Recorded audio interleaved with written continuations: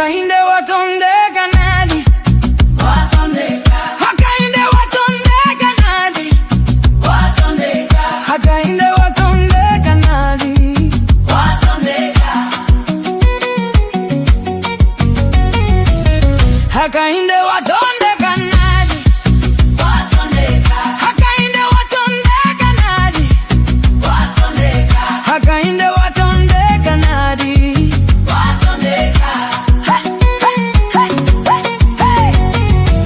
Hakainde watitonda nadi, Nchito ni kuyoboya waka, Vilaizgo vyose vya waka waka, Kusuzgika kwa kura mwe bantu mwe, Nadi nadi. Hakainde watondeka nadi, watondeka, hakainde watondeka nadi, watondeka, hakainde watondeka nadi, watondeka.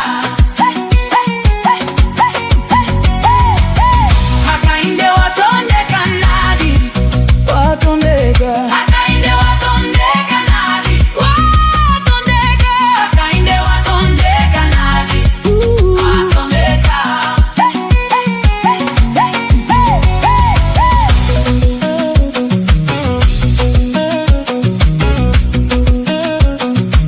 wakati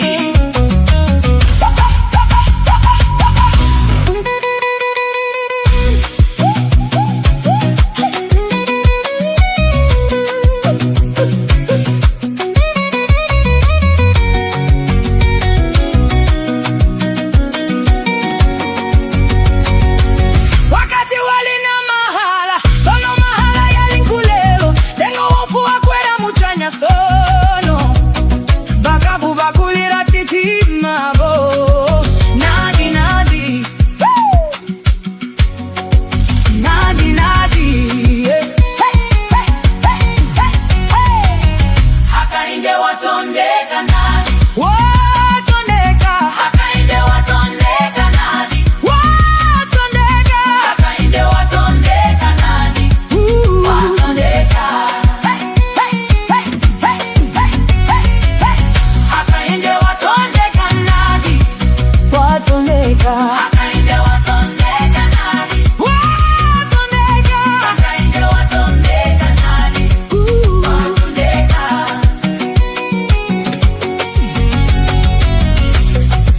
tiletelani nyali kuno kukaya alundazi box one kanele mundubile na munyake make bibiza na mama abrenda nyirenda simbi za Jelemani.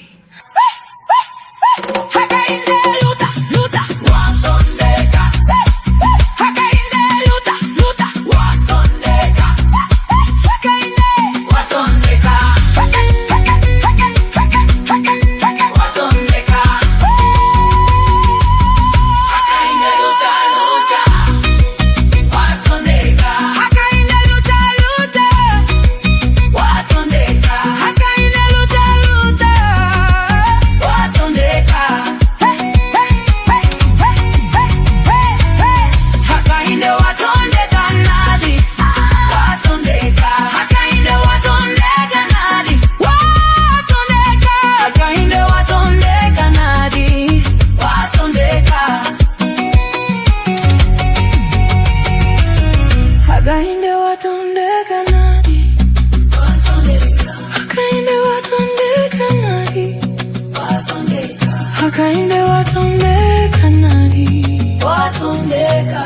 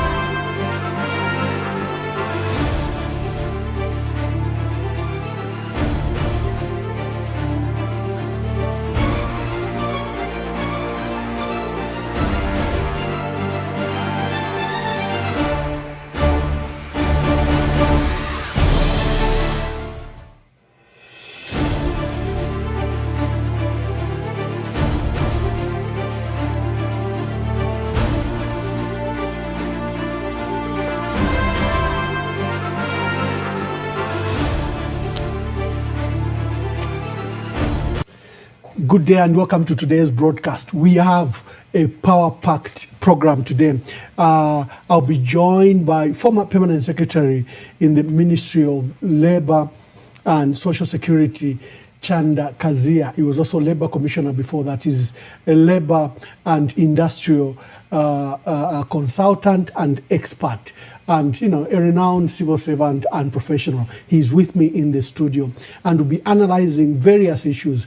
On his side, I want to understand the message for workers. What do workers want in this election? Are the candidates fulfilling the workers' desire, for example, on issues of better conditions of service, especially that their leaders have literally defected and are speaking for the UPND instead of speaking for the workers. The workers are totally stressed. They've got debts. They are indebted to these, microfinance institutions. Payday is a nightmare for any worker. Who is speaking for the workers? And Chanda Kazia will help us. Then there's another issue where government policy and governments appear to favor the employers, whether it is the miners, whether it is Chinese firms, whether it is whichever employer at the expense of the worker. Who is speaking for the worker? And how do you harmonize the interest of both labor and of the employer? How do you, capital and labor, how do you harmonize it? Chanda Kazia will help us. But we have a big story. Who would have thought that 2 weeks before elections, their strongest police commander, Copperbelt Police Commander Yui Mwala, will be first will be removed, arrested, and now is being driven to Mufulira. What are the issues around him? And then what happened to his replacement? Because 2 weeks ago, there was a formal announcement that Yui had been replaced, by Kenneth Kangombe from Muchinga province. 2 weeks later, in the announcement, they are very quiet about Kenneth Kangombe. How come who they had said would replace, police strongman Yui Mwala, that will be replaced by Kenneth Kangombe, and they instead bring, many people view him literally just as a police spokesperson, Ray Hamonga. He hasn't achieved those skills of probably leading a command post, but he was leading Western Province. What happened to Kenneth Kangombe? And what is behind the arrest? So share the broadcast, We have a power-packed lineup. We are doing what we are calling the last minute mile. The last mile campaign requires that you do a lot of things in the next 14 days. Us on EMV, we are broadcasting twice a day. In the morning, we are waking up with you and we are discussing stories of the day, analysis of the day, and then we end with you at 20 hours with events that have occurred in the day. Let me just welcome my special guest, Chanda Kazia. PS Mwabombeni. And it's a pleasure being with you. Yeah. PS Mwalilubila Muboa. Tell Zambians, where are you? Where have you been? I know I've been around. I think I follow the commentaries, and I'm in Canada. Just for a while, but I think home is home. You have to be part of that, and where possible, offer some solution and also your insights in terms of the experiences that we've had in the public service. Yes, indeed. PS, I brought you for that particular purpose, and I know the permanent secretaries during this period, our people may not know, are very, very busy. During this period, I can tell you what's happening at Cabinet Office and Ministry of Foreign Affairs. Already they've begun preparations for the transition and inauguration. It doesn't matter who will win, whether it's Brian Mundubile or President Hakainde Hichilema. What we do during this transition, we even prepare 2 speeches. So they will collect the manifesto and the pronouncement that Brian Mundubile is making. They will collect the manifesto and the videos and announcements that the president is making. Then they will make 2 fundamental speeches. They are literally working drafts for whoever will win the elections. Because cabinet office, civil service is the engine of government. So they prepare to be ready. It doesn't matter who wins, cabinet should be ready. Ministry of Foreign Affairs has already begun to process the initial invitations where they've informed them that the calendar for Zambia is that Zambia will hold elections on 13th August, and a week later, 7 days later, there is supposed to be an inauguration if there are no legal and disputable electoral challenges. So during this period, Cabinet Officer and Foreign Affairs are very busy. And in the event that there are no election petition, the foreign dignitaries will have been aware of the calendar and they will mark it that there's a likelihood that Zambia will hold its inauguration 7 days after elections. If the election petition 21 days, it's easy again then to send communication to the various dignitaries that kindly wait for this period so that everyone is. So there are a lot of things happening in the background. Another matter, for example, we understand because President Hakainde Hichilema seems to have lost popularity in Lusaka and Copperbelt. He would like to take his inauguration, if he were to win, to Parliament, while Brian Mundubile, popular candidate, popular figure, wants to take it to Hero Stadium. These are matters that you can't get anywhere except from here, the experienced permanent secretaries. Now, PS, I'll be bringing in, just you tell us briefly about yourself, and then we go to election issues, election messages, and the reason I've brought you here. What should be the message to the employers? What should be the message to the workers? And what can the candidates do? So kindly share the broadcast. It's a hot broadcast, and we are beginning right now.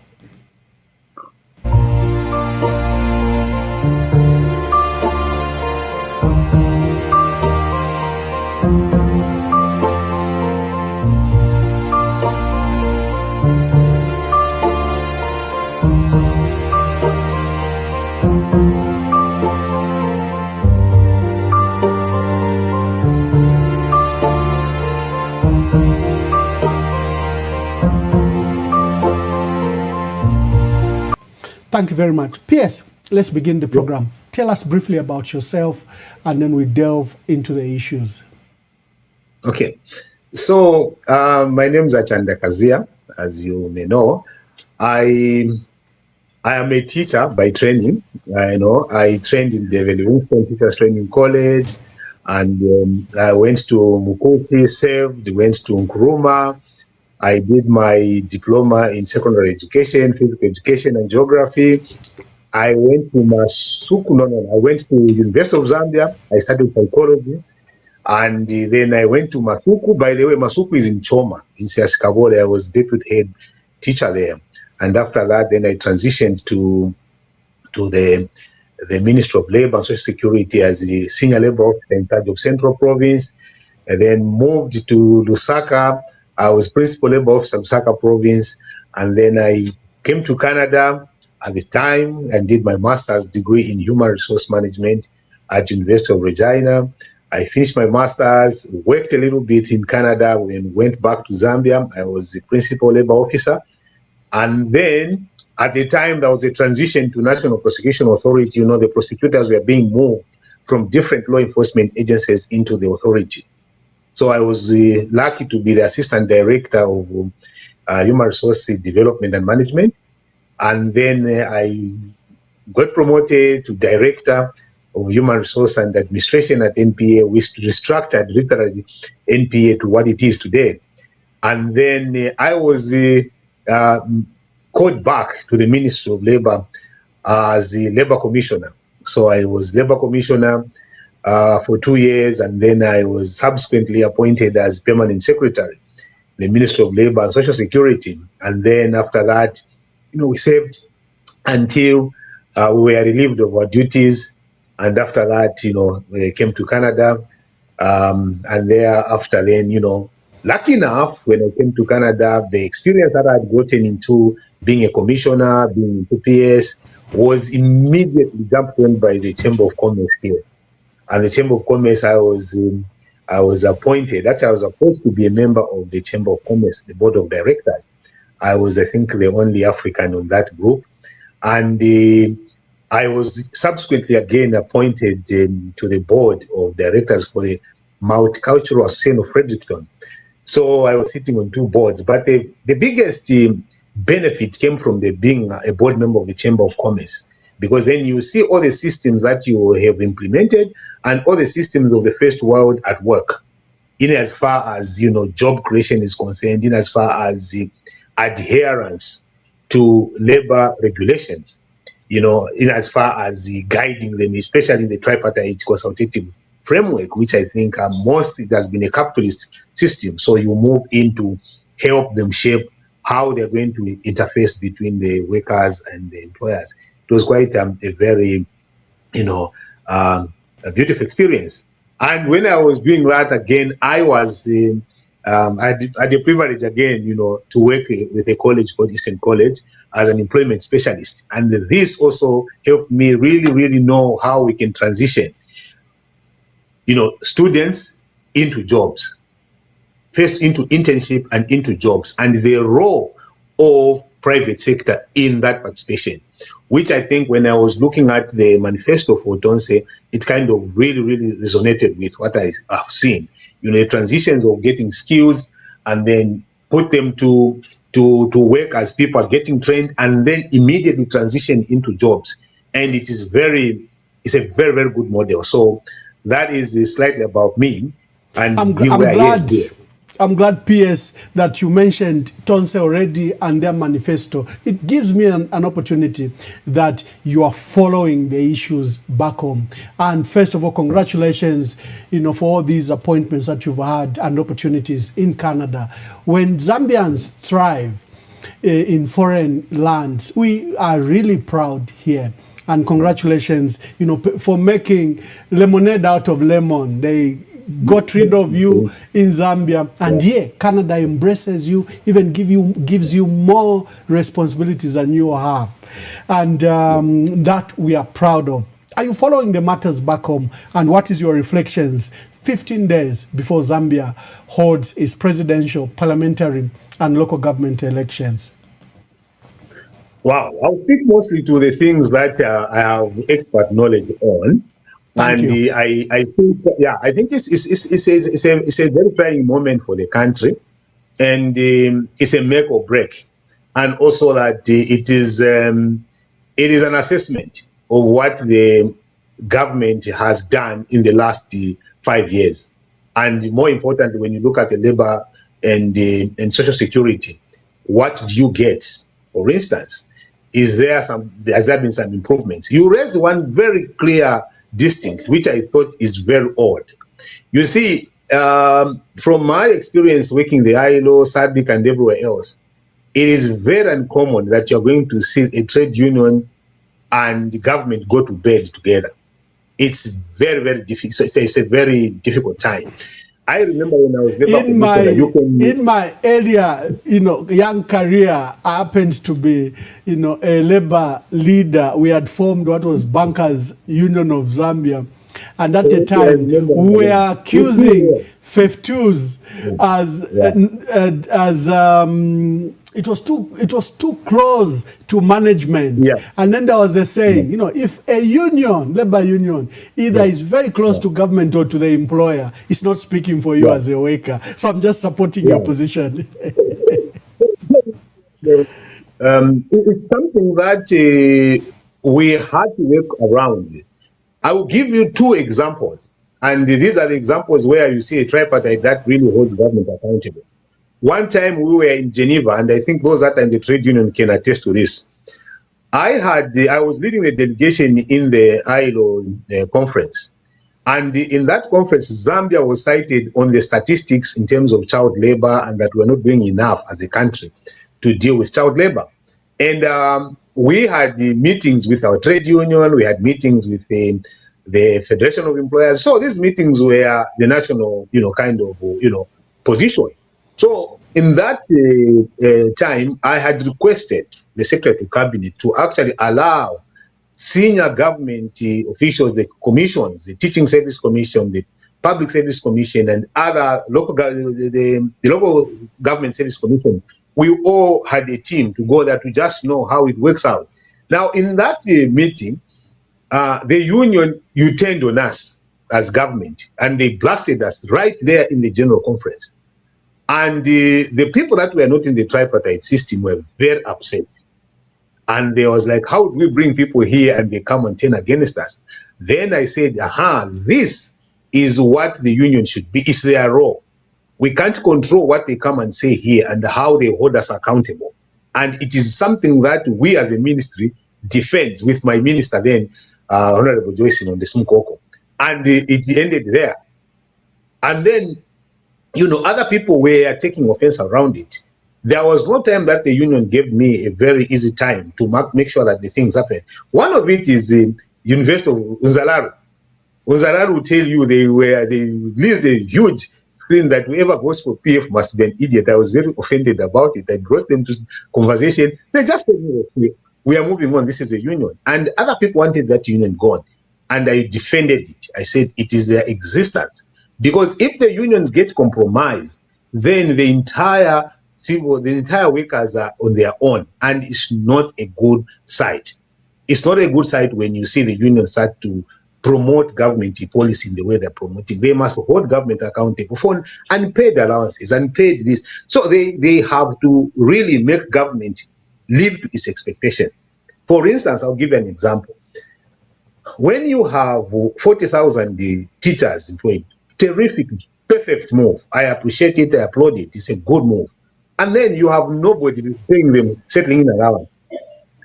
And then the union is quiet, and the union is the one who says, oh, wait a minute, we are okay with it because you have a job. No, they defend the conditions of service for the workers. So when I see that, I think it is a source of concern, and I think the union need to step back and be able to have a conversation with government. It's not that they must fight government, no, but they must just have what is called the social dialogue engagement with government to make sure that government is held accountable. So I see those, I was very shocked, and I've seen it's quiet. Then you see these unions that have just broken up, they go to a convention, they lose, they branch out. Commission has really no power to stop that from happening. The commissioner cannot stop unions from actually forming because they are protected by Article 21. The ministry is accused of proliferating labor unions. You register these labor unions that are literally profiting from workers, that are foraging from workers' contributions. And I think they've brought this confusion in the labor sector. What is your view about this proliferation of unions? The difficult part, Wamwamba, is that the commissioner and the minister they can't stop that from happening because it's a protected constitutional activity under Article 21, freedom of association. So when the commissioner tries to stop that, they will take him to court, and the court has ruled on that position. So that is why you see that. The only way is to strengthen how the unions are held accountable by the members. I don't see that happening mostly. And also the government is playing also a very bad position right now where they just wake up and assign workers to unions without having a constructive engagement between the members and the unions. So, for instance, I'll give an example. Teacher unions now, when I left, they were about 14, now they could be around 21. And immediately now, everybody goes to the payroll end users, and when they're employed, people just find their names on the payslips. And the next thing they see, they will receive 1 to 10, and that is done. That is not the role of the union. But the government is dealing with that. The government needs to stop that because it's the government doing it. The government that is assigning it. The government that is dipping into these people and assigning this to the union. So the unions have too much money, which is not getting back to the members, but they're using it for themselves. I know this touches the unions really. They really get agitated when I speak to this because I know quite a lot in terms of what their conditions of service looks like. They are insane. They're out of this world, and they must see, and they do that and start to get government on the side, and especially a government that doesn't have the critical insights of that. There's literally nothing that I would put on the commissioner or the Minister of Labor. No, they regulate. They are regulators. They regulate the playing surface between the employers and the workers. So really, it's government that must actually step out, especially from police point of view at a higher level. So that is what I see there. So literally they can't stop. Thank you very much. What is the state of our workers, this indebtedness? And when you listen to political campaigns, you are watching the rallies in your spare times or catching up. Is the worker being taken care of? First of all, the worker is in a perilous situation. He's employed, he really can't cry because there are millions out there who want the same job that the worker has. And the worker is made to feel that he should be eternally grateful that he has a job because there are millions outside the door that do not have a job. Now, the worker, like I said, are being preyed on by microfinance institutions, and they appear powerless and voiceless. And then they have these exploitative labor unions, the labor leaders who seemed sold, who seemed bought, by the ruling party. What are you hearing from both the workers and then on political platforms, the plight of the worker? The worker is really in a very precarious condition. But the worker has a voice. And the worker, when they're united, they can do literally anything. So it is about organization of these workers and also giving them hope. That is going to be the game changer.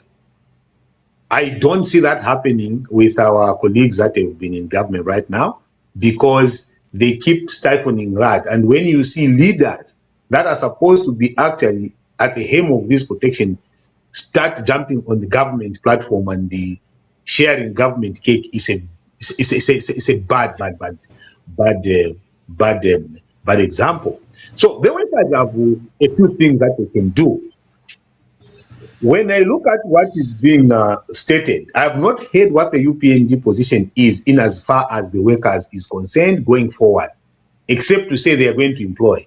But in terms of how is they going to protect the workers' rights at place of work, one of it is that I left this and I hope they would have continued, but they did not.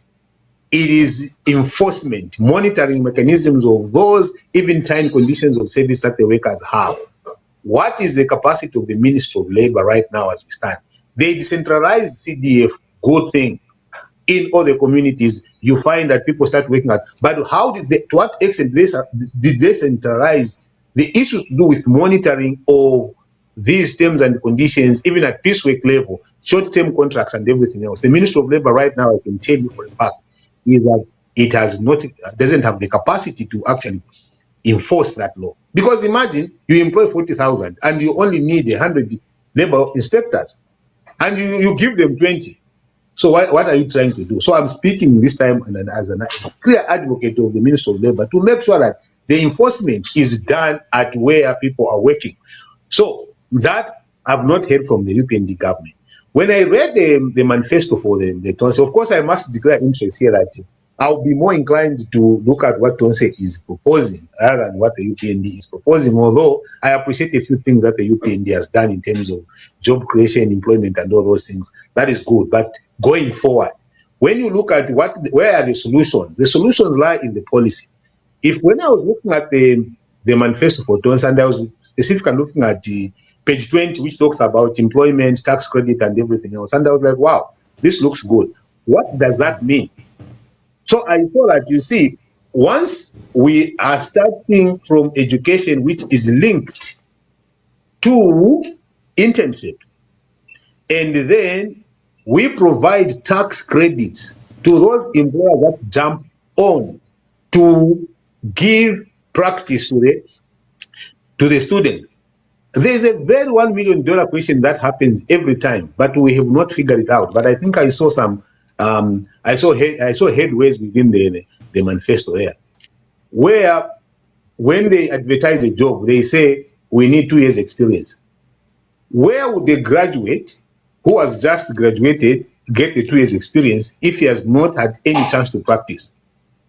So usually it is this at this point in time that when I looked at what is being provided in as far as creating jobs, skills, and stuff like that, I was like, okay, this is a good opportunity where tax credit is given to the employers.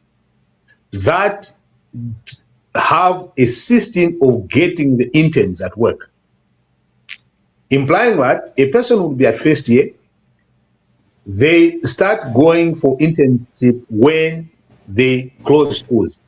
The first internship might be free, they don't need to be paid. But then the next internship, then they paid by the employer. And whatever the employer has paid is given in tax rebates. I saw that could be a good thing. And then also you look at where would these people work. For instance, we are talking about agriculture. So which means everybody in the agricultural training system must go on commercial farms, and those commercial farms must benefit. The mining students must be attached to mining operations. Tourism students must be attached to hotels and lodges. ICT students to technology companies. So we keep health to health institutions, including government, so that people now get the right experience. Now, two things happen, and I think that is also one thing that I like, the enterprise in terms of now, when the students graduate, when they graduate, what happens? There are those that are going to be absorbed in the labor system because they were good interns, there's vacants, companies have money planned for them to be employed. But there are those that are good, but they do not have the capacity to get employed. Now, because they have been on internship all this time when they've been training, their skill is set level. It is those that are now supported to be business owners. They are given seed funds. They are now become employers. So as you start to create this, then you open up for many employer people that are going to be employers at a very early stage. They will learn mistakes of employment relationship, trusting a little bit too much, giving people something, performance management. They will learn all that process, and they become very clear employers, and they use that. And that could also be done by a youth youth fund, the fund that has been using. Look at the fund that has been just been doing. PS, the indebtedness of our workers, please attend to that and the proposed solutions. The indebtedness, there was what the debt swap was one of those things that the UPND government abandoned, which I think they shouldn't have abandoned, because there was so much work that was put in that. You can't have civil service that is so heavily indebted, especially with the level, how the money has lost the value. The money has literally lost the value. Think about it, that in 2021, a bag of milling was at 130. This time it's at 300. Look at every cost of living that is there. And they borrowed then. The interest rates keep going up, and nobody is saving less. So I think it is a good thing that probably I've heard President Mundugulu and the Vice talk about that debt swap, that it is going to be revived, and make sure that we look at it from how it was planned, so that we reduce the indebtedness of the civil servant. There's a lot of money that government owes the civil servants in terms of unpaid veterinary allowance, subsistence allowance, travel on the first appointment,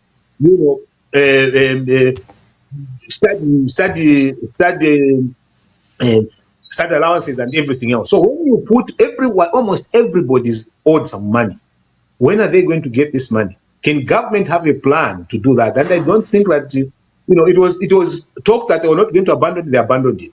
So the indebtedness can be dealt with by a very good structured debt swap with the civil servant. And second, also, in terms of just the negotiation, making sure that they are given the right wages, they are given the right terms and conditions, empowerment-based kind of negotiations, they need to be doing that.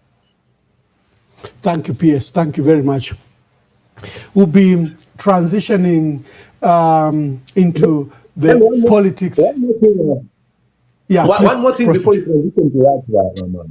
You see, there is also something that I have seen that we need to be very clear with.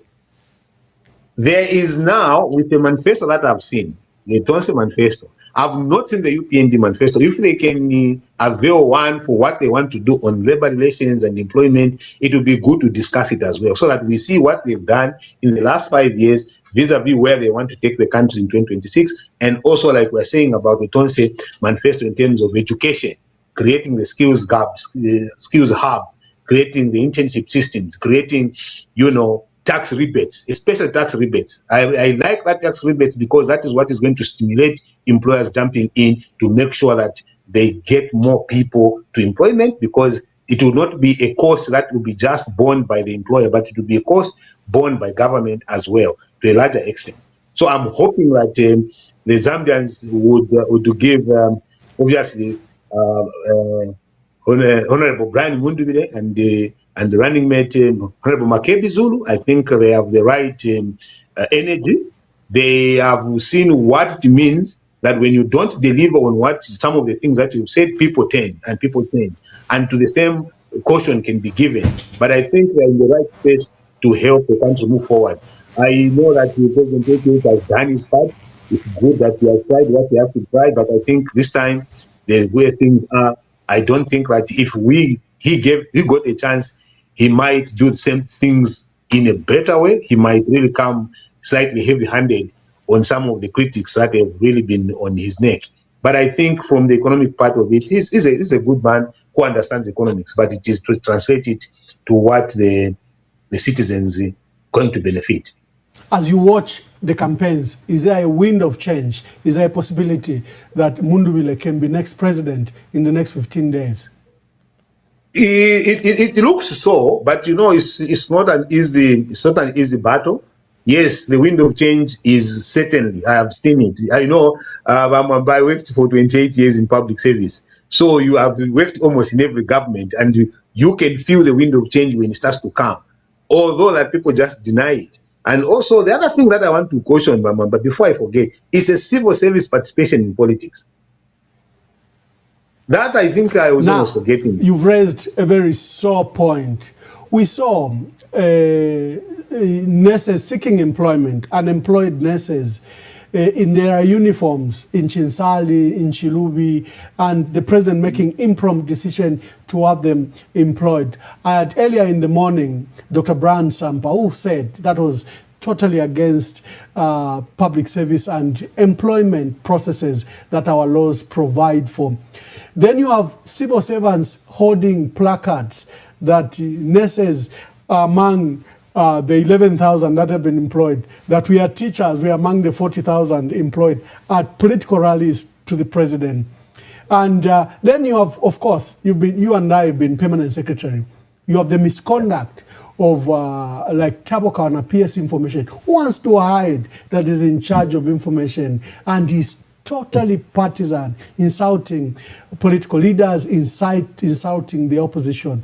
Please answer to all these issues of how the opposition must conduct themselves during this period. Two things, number one is that, and I need to put this in very clear context. Number one, the president can speak to the policy when he sees people placards and everything else, people praising him. He can speak to that. He can speak at general policy level. But what I find troubling and very heavily troubling is where you point at somebody, say, you are employed now there. That is a problem, because that is not how the system is designed, government system, to employ. It is not a company that you can say, I own it, I'm going to employ that way. He can speak to say, I have seen people that are not employed, I have done this, and this is what I intend to do with the people that have been there. And I wanted to say, is it that there are no people that are telling the boss to say, President, you can't say that in public? Are there no one telling him that? Because we need to tell the President, no, we love you to death, but this you can't do in public, because you create the entire chaos. And then now you have Tabokawan. Sorry, but Tabokawan, I don't know if he has the requisites that he should be even at permanent secretary level. Because you can see when he answers, even a query, just a simple press query, the writing is impersonal. is emotional. Like there are no technocrats around the ministry to help him even write and respond. Now he is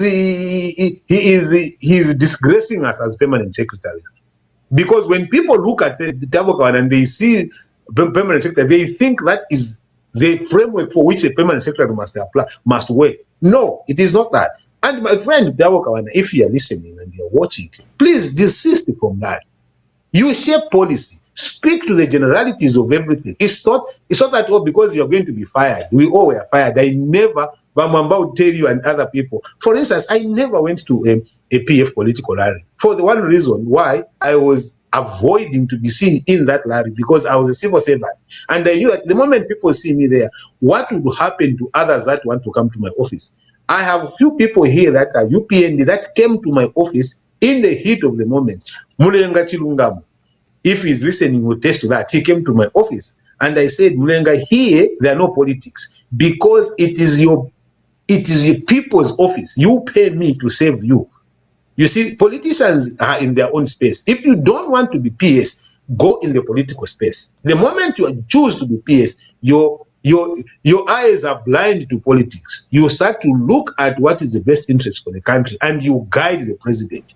So it is important that the civil servants, they have to understand that please don't allow yourselves to be used.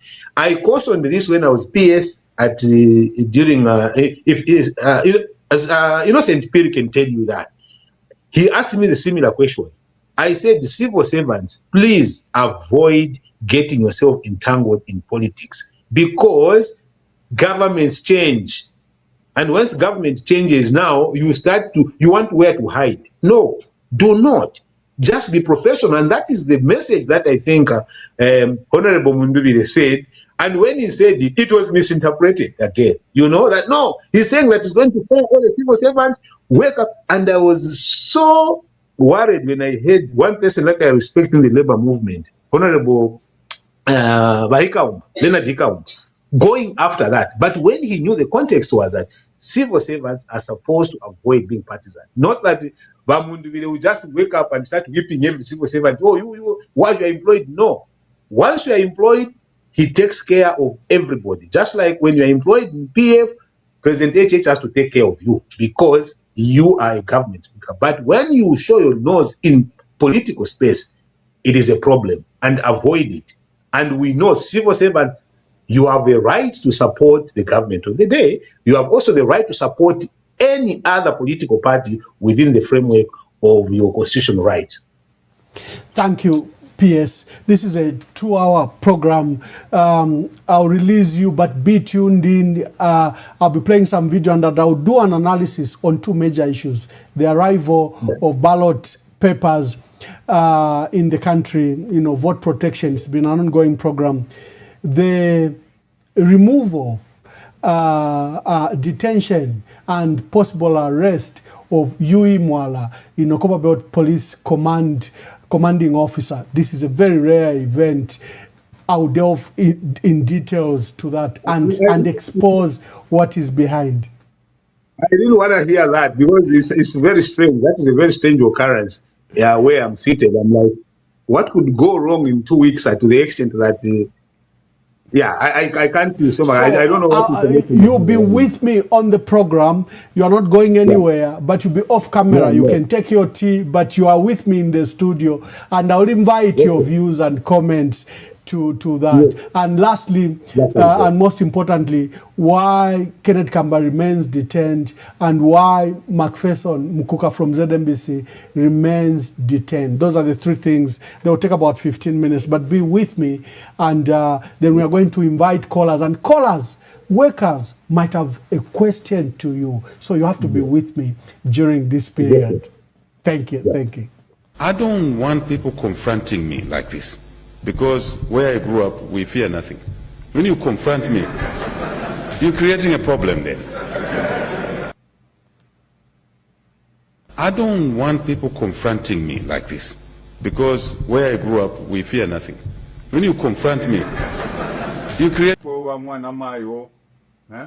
Fuevena Sakanya, Fuevena Kasenga, Fuevena Muelu, Fuevena Mpueto, Fuevena Luapula, bonse mwapite vemba mwapita nelamba bonse mubebe atiawe ititatule jifwaya shikulu kafike nipo ngamamono muntu aisami be patio kinge ba kingelo mkabe buino atio kabe poko ba wisokulu na ule kwa ingito shapa ingito yobe inshitana iringa inshita ya puya ekyo na miewa pali nomba tuimanile bonse pamo ubukano bubufi na kinge twakwa tomweso kinge twabapa bonse pamo ubukyushi bwakira ekyo batemenwe fyuma fyesu na pali ya nkimo kyo batemenwe iyo na wale minitela ko tunono ni ndala masheru tendala masha muntu ni muntu ndala masheru sube pusheni tanchi ushawarishwa kuno kupenda ninshi balependa balepende minue ya mbadependenshi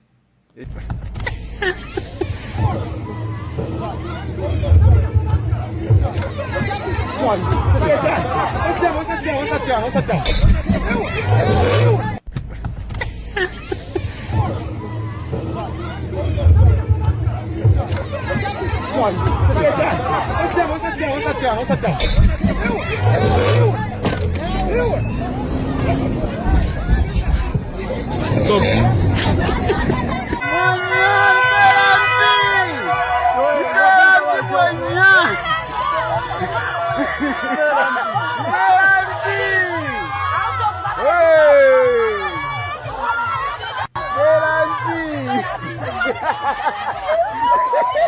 Now, thank you very much for joining us. Please share this broadcast as we delve into our next segment of the arrest of Yui Mwala, the detention and transfer of Yui Mwala from Lusaka to Mufulira, where they are transporting him.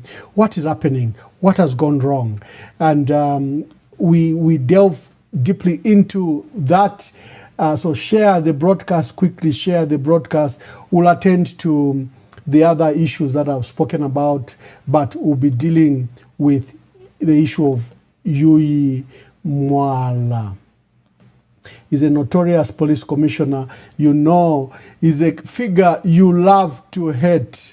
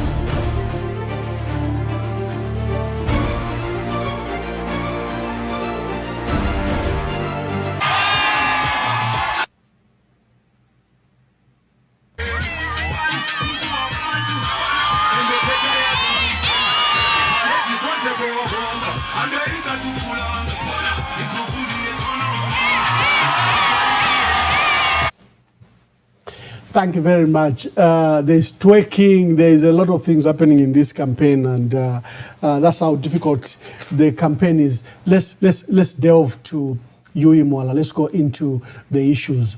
It starts here. Yui Mwala is a very famous police commissioner. I remember when I was in foreign service that he was at the UN, and he was recalled from the UN because of his heavy-handedness, his abrupt, unorthodox method. And the UN is a peaceful place. He found space in this government, and he's likely an aspiring Inspector General of Police because of his heavy-handedness and fearless approach. But I can tell you, the shenanigans around crime have not gone away. He was accused later, in Lusaka, when he was taken from Lusaka to Luapula. that he was involved in the 500,000 kwacha that the CID office was investigating. And he was removed and taken to Luapula. You remember that he personally went and fished out my dear brother Chilufya Tayali and slapped him in front of the cameras. So he has that unorthodox approach. And, you know, he is probably in the space where he can be a future Inspector General of Police. But the matters for you starts here. Let me show you this picture and why I'm showing you this picture. This is former President Kgalema Motlanthe. You remember he held the fort between Thabo Mbeki and Jacob Zuma, the transition. The transition was for 9 months. Kgalema Motlanthe was the first foreign dignitary, other than the ones that came for the inauguration, that President Hakainde Hichilema received at State House. He was the first one, former president of South Africa, Kgalema Motlanthe. Why was President Hakainde Hichilema meeting this gentleman, former president? Things were revealed later. It's because of, you know, this meeting. Brentes Foundation, Greg Mills, the guy on the right with the checked shirt here in the first row, you know, he's been holding these security meetings in the lower Zambezi with First Quantum. You can see First Quantum here next to the president. You can see Paul Kabuswe. You can see the Minister of Finance, Valentine Chitalu here. These are close associates of the president that are running the mines and the power sector. And the reason why the president, why Motlanthe came to see the president, he came to sell the president an idea of the Lobito Corridor. Why? Because Motlanthe serves as an independent and non-executive director of Ivanhoe Mines, a Canadian mining company with major copper, zinc and cobalt interest in the DRC. Remember, Ivanhoe is running one of the biggest copper mines that has been reopened. It's one of the wettest mines. It's just opposite like Konkola Deep, but it's on the other side. Kamoa Kakula Copper. So 2 weeks ago, there was a robbery, and the copper from Kamoa Kakula Copper went missing, where 6 trucks worth millions of dollars were stolen. There's been a flurry of stolen trucks that have been happening recently. And the trucks, unfortunately, for the people involved, this truck belonged to Ivanhoe Mining, where Kgalema Motlanthe is non-executive director. And Kgalema Motlanthe phoned the president, Mr. President, we can't have copper thefts for copper transitioning in your country. And this became a personal matter. There is a cartel on the copper belt that have been stealing copper. And he probably has just found himself in the thick of things. There are former ministers involved in the theft of copper on the copper belt. They are high-ranking officials, but apa vaikete filatwe but vaikete kulive wire, because the copper belonged to Ivanhoe copper mining from, you know, the mine in the DRC, and the call was given to the president. So this became literally a personal investigation over these trucks. Yui is being linked either that he protected the criminals, or he didn't arrest the criminals, or is aware of this. But we know that Yui is new on the copper belt. Remember, they brought him from Luapula. It's the cartel that he worked with that are very linked, some, you know, right under the nose of the president. So this is a high-level matter where you arrest a copper belt police command officer, you remove him, and then you arrest him. The government has not commented yet about this matter because of the various factors, but here on EMV you hear them for the first time. But also there's something strange that occurred when an announcement, when these investigations of the Ciscopper trucks were done, and Yui was recalled to Lusaka, and he was replaced by Kenneth Kangombe, who is Muchinga Province Police Commissioner. So why hasn't Kenneth Kangombe taken over the position of Copperbelt Provincial Command Office? It comes down to we understand tribal issues. They may not trust him. They think he's close to the previous government. But all these senior officials served in the previous government. And this is what PS was talking about, where you are victimized merely by, by having worked in the previous government. So we saw a Ray Hamonga, how many people think that is too raw, too green to handle a province like Copperbelt province brought in. So the issue of Yui Mwala is a matter we are tracking for the various interests, because it has brought at the center the criminals that are stealing copper on the copper belt. And these are high-level people involved in both cross-border theft and also some are in government or were just previously in government. So how are they tackling Yui? Why have they decided to embarrass him in this fashion? One of the reasons, remember I told you that this is a potential Inspector General of Police, and probably even Musamba has decided to jump on this idea. Just like what happened to Max Muwe. Max Muwe, his colleagues in the media, the ones that reported him that he has a 77 million that he owes ZNS, because they're working very hard and they don't see this money, and Max Muwe uses the name of the president and the name of the party and collects his 77 million. Nelly Muti owes 100 million kwacha.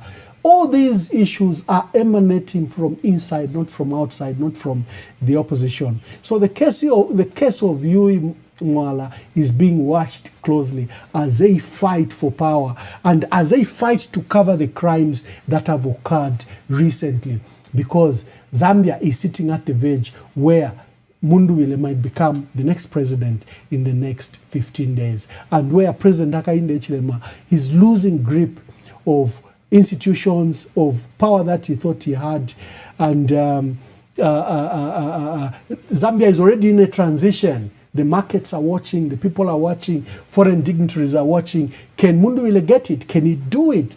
Can the people of Zambia through Munduwile get the power? Will President Hakainde Hichilema hold on to power?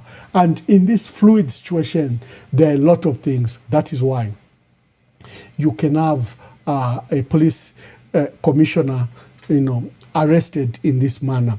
That is the matter around Yui Mwala. He's a notorious figure. No one likes him. Remember how we treated the former president.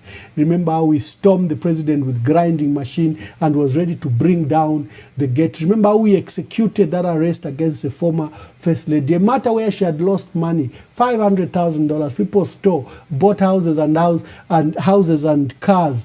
And the first lady, the things were turned against her, that where did she get the $500,000? And instead of prosecuting the people that stole, the police were now trying to protect the thieves, give them back so that they could be witnesses in the matter to embarrass the former president through the first lady.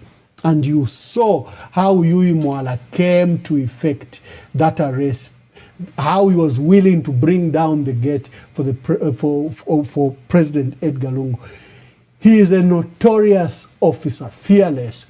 And everyone from both camps is celebrating. But as we go for the facts, who else is involved in the theft of these 6 copper trucks? And why have we let it escalate? So if it was maybe another small mine that had lost this copper, was it going to be found? It took another former head of state to call the president that your people have stolen our copper, get to the bottom of it. That is the issue about Yui Mwala. We'll keep on watching the space.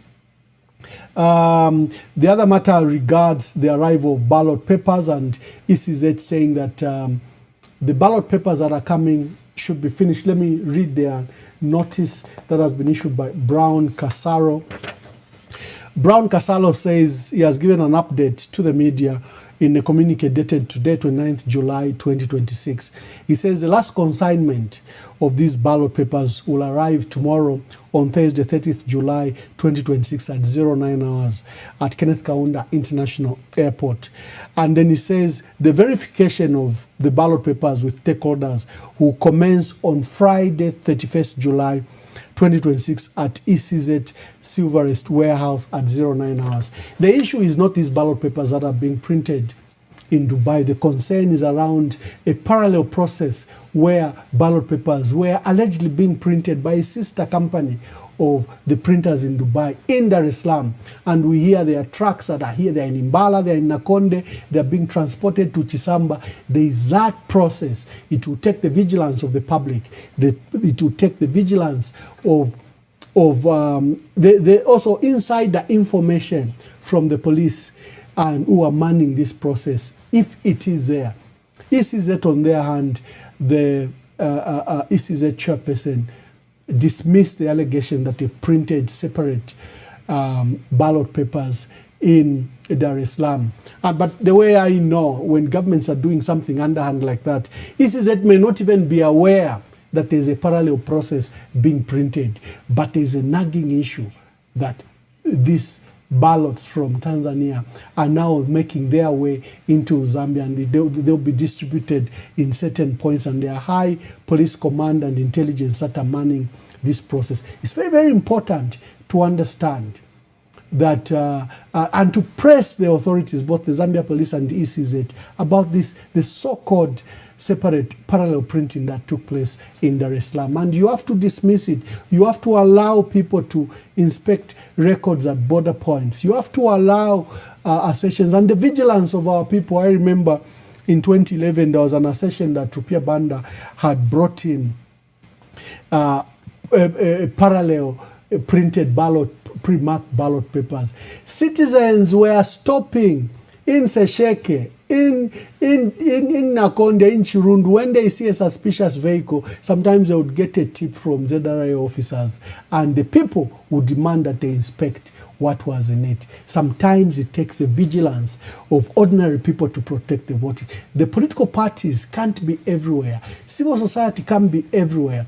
The complicity of institutions like the state, ECZ and others make it very difficult to ensure that, for example, we dismiss totally that there are no separate printed ballot papers. It's a matter we have to get to the hold of it. If there was freedom of information, truly, you can go to the border in Nakonde and demand to see the consignments and the manifest of the trucks that have come in, but they will not accord you that opportunity. So you have to remain vigilant. I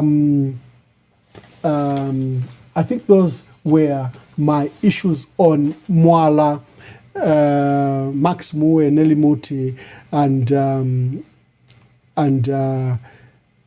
First Quantum remains an issue here. The picture I showed you. Is there anything? Let me just take a break. So before we open, I remember there's this matter that we are tracking. This gentleman, CR1, issues very sensitive matters. We've seen every time he talks about the president to do something, the president does it. When they were failing to pass Bill 7, CR1 just came. Your government, why are you being lazy if this Bill 7 is important? Even if the Constitutional Court says don't pass the bill, you and your officials that you've appointed, your government, can you act as government and pass this bill? And we saw the bill was taken back to Parliament and it was passed. So you cannot dismiss this CR1 and what he says. We've caught him here talking about how they should stop Mundubile. If possible, even take his life. How Mundubile should be stoned wherever he is. This is extremely dangerous. And the UPND, they usually do not dissociate themselves from what CR1 says. Yet, they support him, and yet he speaks for them. And he's married to a Zambian national. So, but to the extent that the UPND uses him, and then he says these very dangerous remarks that go to undermine our democracy, it worries all of us. The phone lines will be open and you'll be able to join the debate on the various topics of in-house PS Chandakazia, who's discussing labor matters, industrial matters, and the plight of workers. If you have any question for him, you can come on board. This thing is, these guys are not putting us under pressure. We put ourselves in this pressure because we don't listen. We are greedy. when you give someone advice, it looks like you want to take their position. All of us are here because of a church. If not a church, I mean, would have scattered this party long time ago. We are here because of a church, and we are doing everything possible to make sure that he wins this election the second time and even beyond. But whereby you agree with people on one thing, they go and do another thing, thinking that they are wise. You look at them and you laugh. It's people who do think that they know politics, but they know absolutely nothing about politics. They are not politicians. In 2021 election we won was not because of how these guys were, how good they were in politics. It's because forces were with us and the masses. And once you take over government, what you must know is that once you take over government, you will lose people's love, no matter how good you are. If you want, deliver, give. If you want to go to their houses one after the other and feed them, people will stop loving you. No one sits on the throne and get loved. It's a lie. Once people usher you into power, you now have to use that power they gave to you to sustain yourself in power. No one will love.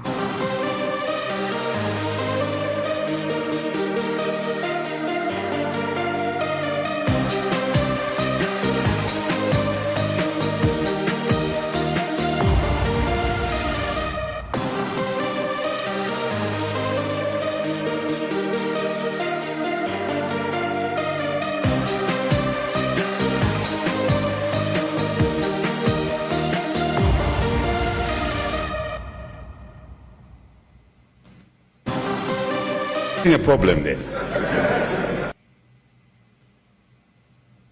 I don't want people confronting me like this, because where I grew up, we fear nothing. When you confront me, you're creating a problem there. The other matter is regarding the continued detention of our Deputy Secretary General, Kenneth Kamba, who's in charge of vote protection. His detention is deliberate. This is to isolate him from the work that he's been doing, to hire, our party agents, to coordinate the PVT program that the party has, to coordinate, our information network that was helping to shape our vote protection program. They've plucked him out because Kamba is very experienced, and is able to help us even with security of the vote, not just protecting the vote, but the security of the vote. And that's why they've plucked him out. He remains detained. For Macpherson Muka from ZNBC, we understand it's just a grudge issue. He's from the northern region and is in an environment where they think that anyone from the north is supporting Brian Mundubile. It's just mere suspicion. He remains detained 12 days after he was detained on flimsy reasons. They've been lucky enough. There've been international institutions like Amnesty International, IFP, and other media institutions, media advocacy institutions that have spoken for Macpherson. We also demand for his immediate release. This is just a grudge matter where you suspect and then you go with a heavy armor on a suspect and keep him away. Detain him and punish him so that you enforce that loyalty in the media, that anyone who's seen to support the opposition. Yet they claim that the opposition is covered on ZNBC. The opposition is covered on ZNBC in the negative. I've got my co-host today, Chanda Kazia, Let me just bring him in and hear his views about the various issues. And now the phone lines are open, so make your contribution. PS, let's go to the politics. It's not your forte. It's not your strongest area. You are a consultant, labor and industrial expert. But, you know, we do what we call political economy. The economy is always affected by the politics. You can't separate the two. So you have a duty to comment. Please, just on the politics, as I have outlined. I have a duty to comment, and especially that when it involves the smooth governance of our country. Because, you know, Ambassador, we only have one country. And that country that we have, we must not allow any one individual to destroy. The problem that is there is that there's so much of the commingled things within the actions that our government is doing, or most importantly, the UPND is doing. And I think it's important for them to go back to their principles, the principles that brought them into power. They have abandoned that kind of principle. How do you explain? How do you explain someone goes to pick up their daughter, is arrested, and then when he's arrested, you don't say, oh, people try everything to say, okay, what is it that he has done, so that if it is something that he has bail, you grant him bail, he comes out. It is not given. Look at the case of Macpherson. Macpherson, for that one, I'm so really upset about it. You arrest the whistleblower, and the people that we are actually planning to commit a crime against our country are let free. Let me remind you, Honorable Ambassador Mwamba, what happened in 2020, before I was Labour Commissioner. You remember the issue of Horseshoe, the Horseshoe case where there were allegations of racism and things like that, isn't it? Yes. When my minister then spoke against that, the information was not correct that was coming from the whistleblower, the country did not spare the minister. They did not. They went after with everything to say, you are supposed to protect this whistleblower. Whether the information is right, yours is to investigate. And this is exactly the same case where we are at. The matter must be investigated, not to go and arrest Macpherson. How can you take someone to jail or arrest him because you are planning a sensitive crime without, there is no consent required for where there is criminal intent.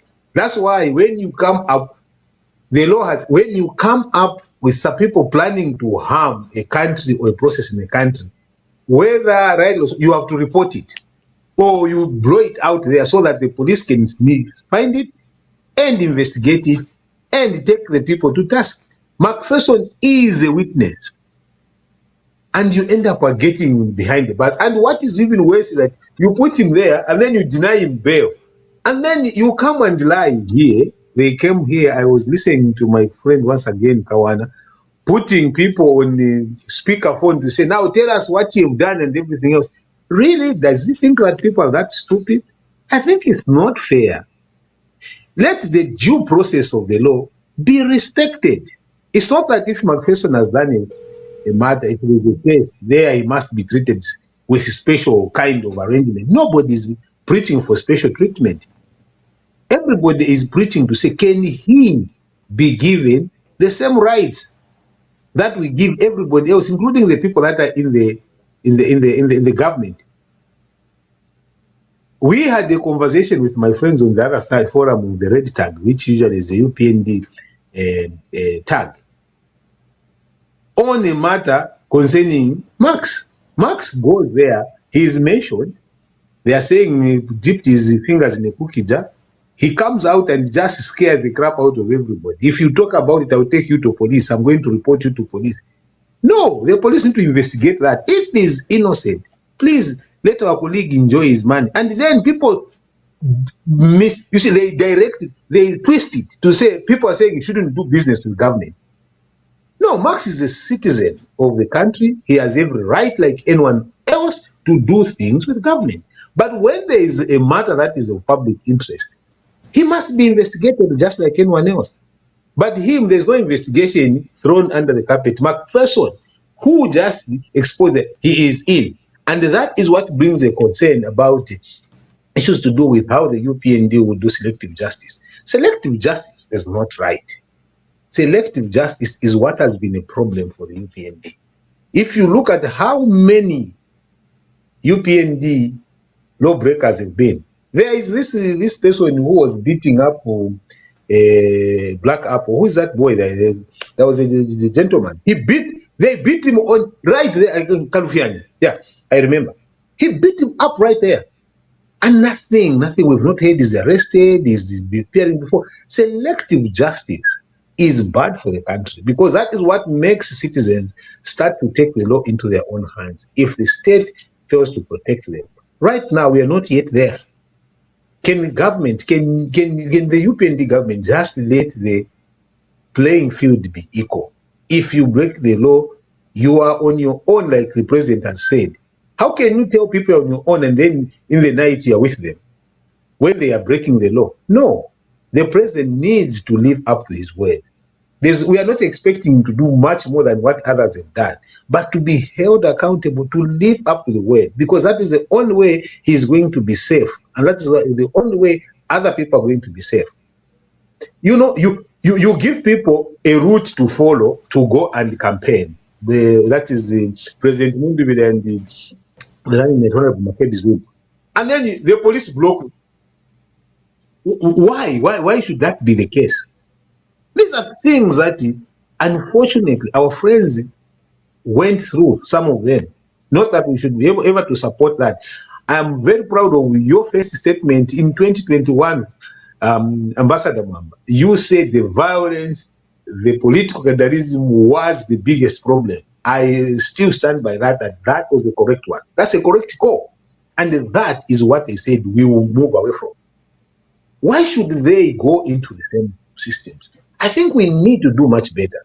The issue of selective justice, the issue of arresting Kamba without any due process, McPherson without it is wrong.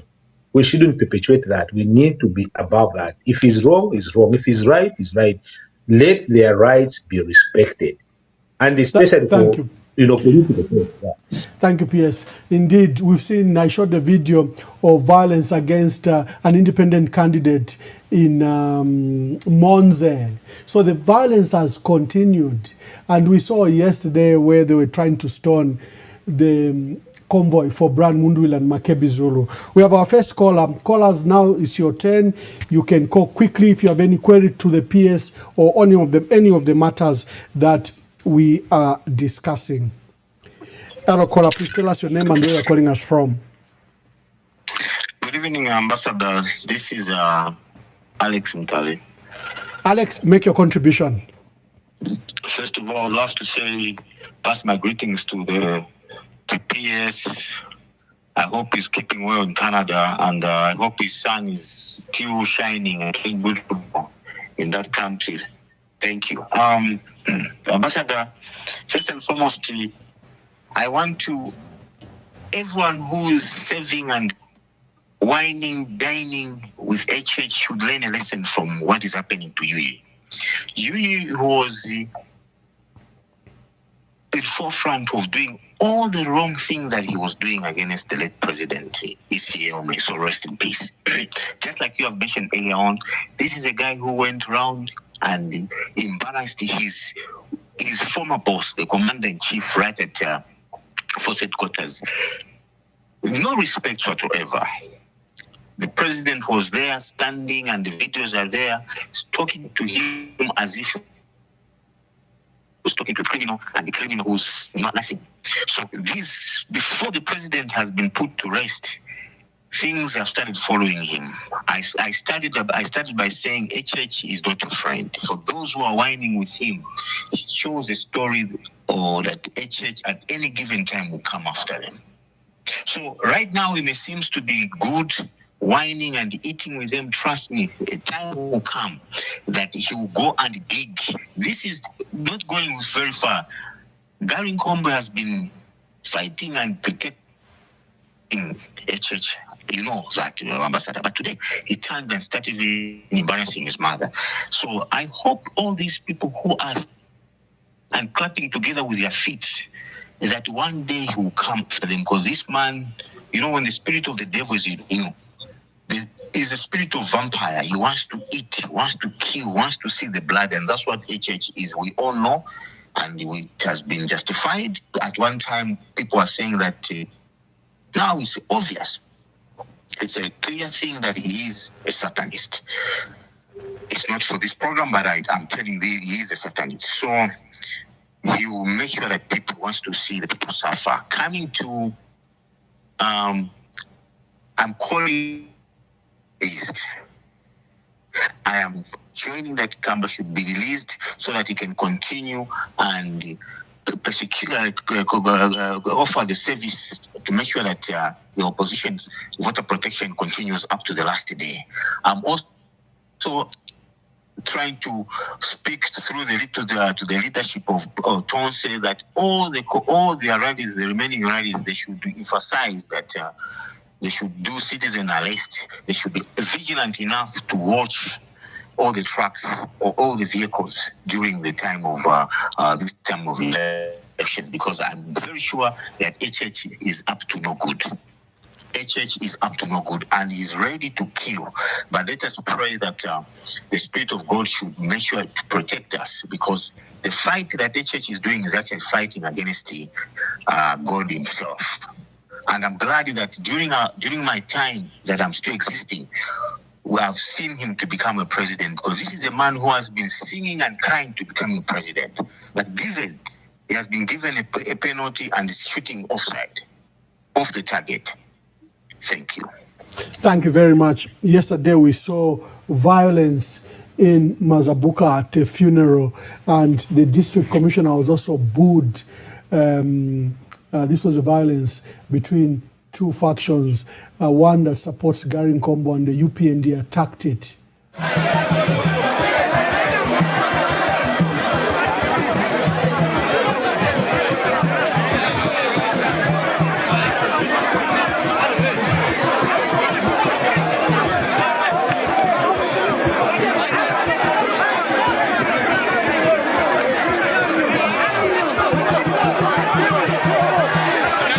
We have another caller. Please, caller, tell us your name and where you're calling us from and make your contribution. Good evening, Ambassador Mamba. I'm calling from Kaputa. Mkwaimayo kwa Kaputa. Ninkwatawa PS wa Chandakazia pano, and he's helping me with the analysis. Make your contribution, or if you have any questions. Na totera sana. Ebo nkongere na ine no kumfoktila. Balondolo efima sambilirwa fingi ife batuntika palwami bombele mukyalo abagonfi kunoko. Amabuteko yonse yalisa bando suminisha shokupela poka example aka. Inchitweshiri shomingalanda jamaloli or casual jobs. Ifile pala ba housemaid mayanda, ifile pala garden boy, ifile pala ba cleaner. Ababantu amabuteko yesu yonse ayesa nokuya bushe chipandwa nshimubabikirapo mukurandirwa na International Labour Organization na isosho kubati Ministry of Labor yesu fe yabuteko gwesu bachanda ababantu besu kubalandira shani. Imagine tufuma kumayanda natunaka nabasunga abana. It gives you a sound mind to perform well on your professional desk kukwine kuma bomba ma office mubomba ababantu nombanga balwala bena tabakwata nde yakutikula kuchipatala bayise bwino nishirinde akakato akapendo akalupia bakazusulako nakale kanono ino kuleba ayama unions Oyago yalelandira first and foremost nimwe mwebaleeyita ba professional nomba aba support workers abafu aba professional mwebantu nabo balakota aba bantu tishi benga pende lapo nga bakota pantu takuli ubalembesha apo pension takwabo ko balembeshi wapo pension bacha ndobo mwa bakuma bulaya noko kwino kuli ba mwamba bambiko aba bantu bali kwa techo bapendero hapo kwali boko batwala aka nono ako kasungwa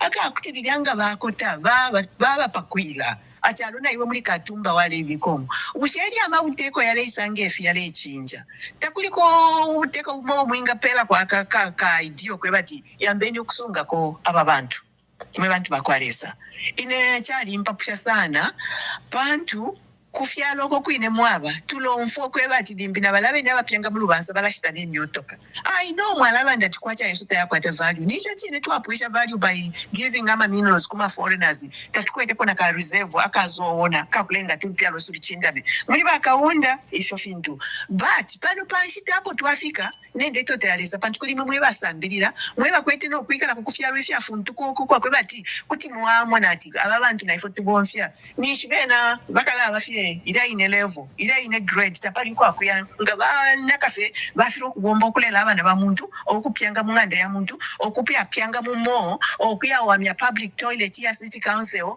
nishichapwa takuli chakubalandira ko bushemkwai mkwai apana apuisha ero chimbi cho ndefo ya nomba limbitushe FM na pusha papeni ngachira possible ndebwe na tutasana ba mwamba. Thank you. Okay, thank you. That's our dear caller from Kaputa. She's asking about pensions and benefits for ordinary workers. Those that you call casual daily employees are not permanent house boys, cleaners, and garden boys. They don't even have health and insurance, and they have no access to loans. She wants an answer to that. Why, if subsequent governments ignored them?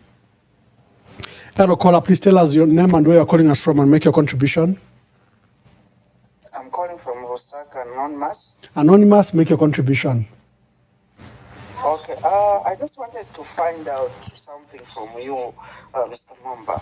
When the ballot paper arrive, how safe are they where they are? And these people, are we putting like photons? Are we putting someone to guide those ballot paper where they are? Or just try to I just want to find out about how the security over those ballot paper. If some other people, they can able to temper them, or they are safe where they are. Thank you. Thank you very much. P.S. Maybe before the questions begin to pile up, there's that specific question to you by our dear sister from Kaputa. Please answer it. Okay. The question is just a very relevant question. So what was done, and which I thought that was going to continue, but I think maybe if we stay with the change of government, that is something that can still be exploited, was that an overall pension reform process be initiated. We initiated that process. I want someone which have come like, okay, now there's new benefits for the speaker, for the what. They were done. The cabinet memos were done, but we did all the meetings with the stakeholders and prepared even the bill. One of the biggest advocates for a very comprehensive contributory system was the late President ECL. He was the architect of saying we all need to pay in the pension system. The problem that we've done, we've created for ourselves, is that we have a pension system that only captured the formal sector. The informal sector, we started with an SI, where the Finnish government even financed the project to make sure that how can we make the informal sector participate in the pension system. I don't know how far that has gone, because at that point in time, the marketeers, the bus drivers were starting to contribute into a pension system. So my mulelanda fyachine chile muneka kwati pali gokusalekeresha bali ama casual workers nangu bali ama workers abali bashiri mu informal system kwati tabakota. So maybe with the system going forward, we need to visit that process so that kwaba ukulavika kanono ka lusango ero futi kalakene ka lusango balevika mu bana market nangu banani bafuile bakwata na chance after a certain contributions to go and get part of the money, because it was designed differently, that ngabalevika mu mpia after so many subscription, then a person can actually access part of that money to actually invest, because they are not in formal employment. abo mule umfama casual workers onso muntu waingira enchito chikuru fyakola 15 quarts and above must be registered with NAPSA. Ubwafya bwakwe bati abengi abantu tababa captured by NAPSA. And like fact natural ndokwe bati icha isa chupa ni capacity and not growing the capacity to enforce. Ukwe bati bali abantu bali kumpa mu misebo, bali abantu bali byanga ba mu kanso baja. Ni kwisa bali nishinga bafire babika mwenderama. So that ubumonga akula aya kwata apa kumo kuboko. Ngata ulevika mwempia banapsa tabapera nangu chimu. Wesa bakupenda fesha shino wali pile. Nomba ngatu afipango kwe batu aba very clear with the framework to make sure that once bali abale bomba bale kwata karusangwa kanono wakakubika. So that on the rainy day they have. Who should depend pali social protection, social cash transfer bale pela is not sustainable. Because it should depend on government treasury to give out. It's a good thing, yes, to increase that and to give people that.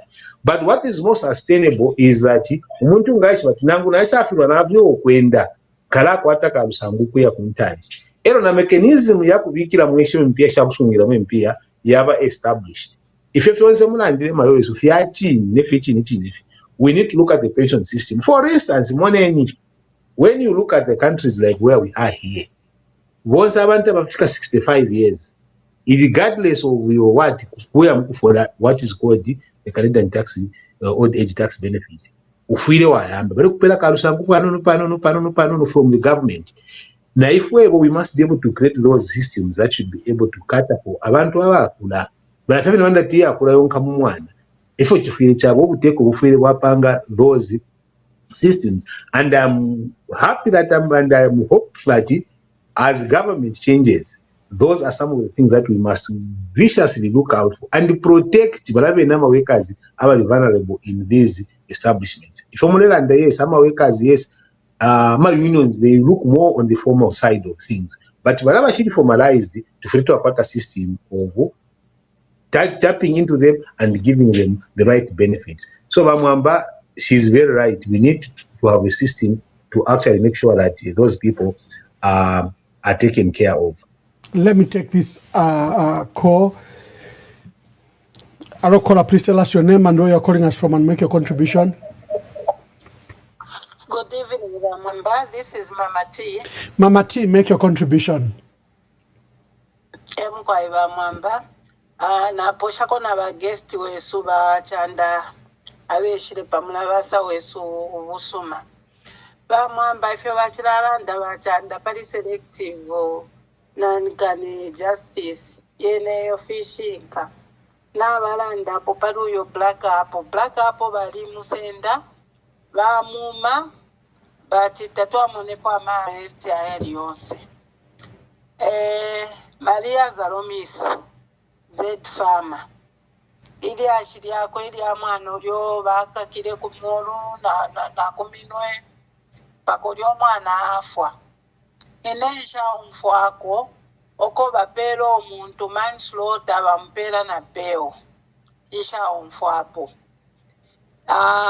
abeso abantu beso baba mu kifungo abalefu ayokufuma babeo naralanda pali banakachinda bali bakanina beo tabayipeyo omuntu bati bali bakanina beo baba mukati ichi kirera ngokwe bati ubuteko wabaka inde ekirema doesn't mean well tabale konke emirando efeshifuire shaba.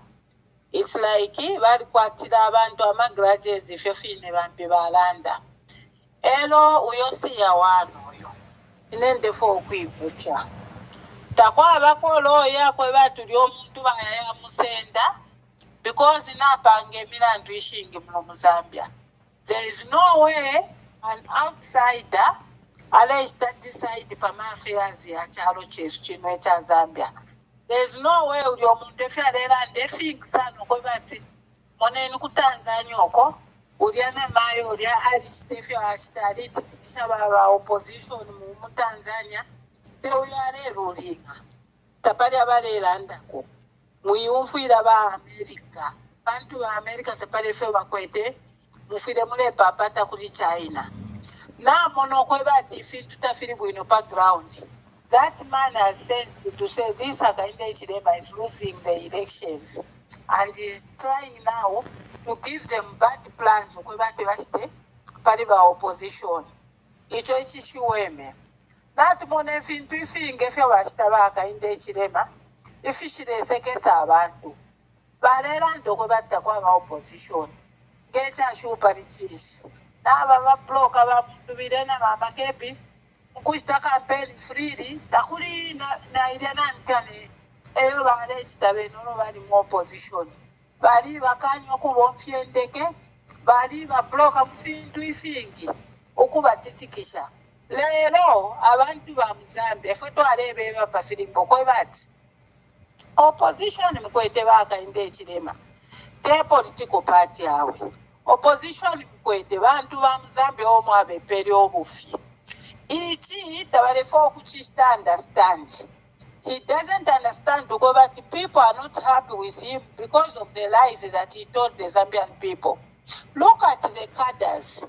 He is only talking about cadres. But we've seen his cadres beating up people being killed.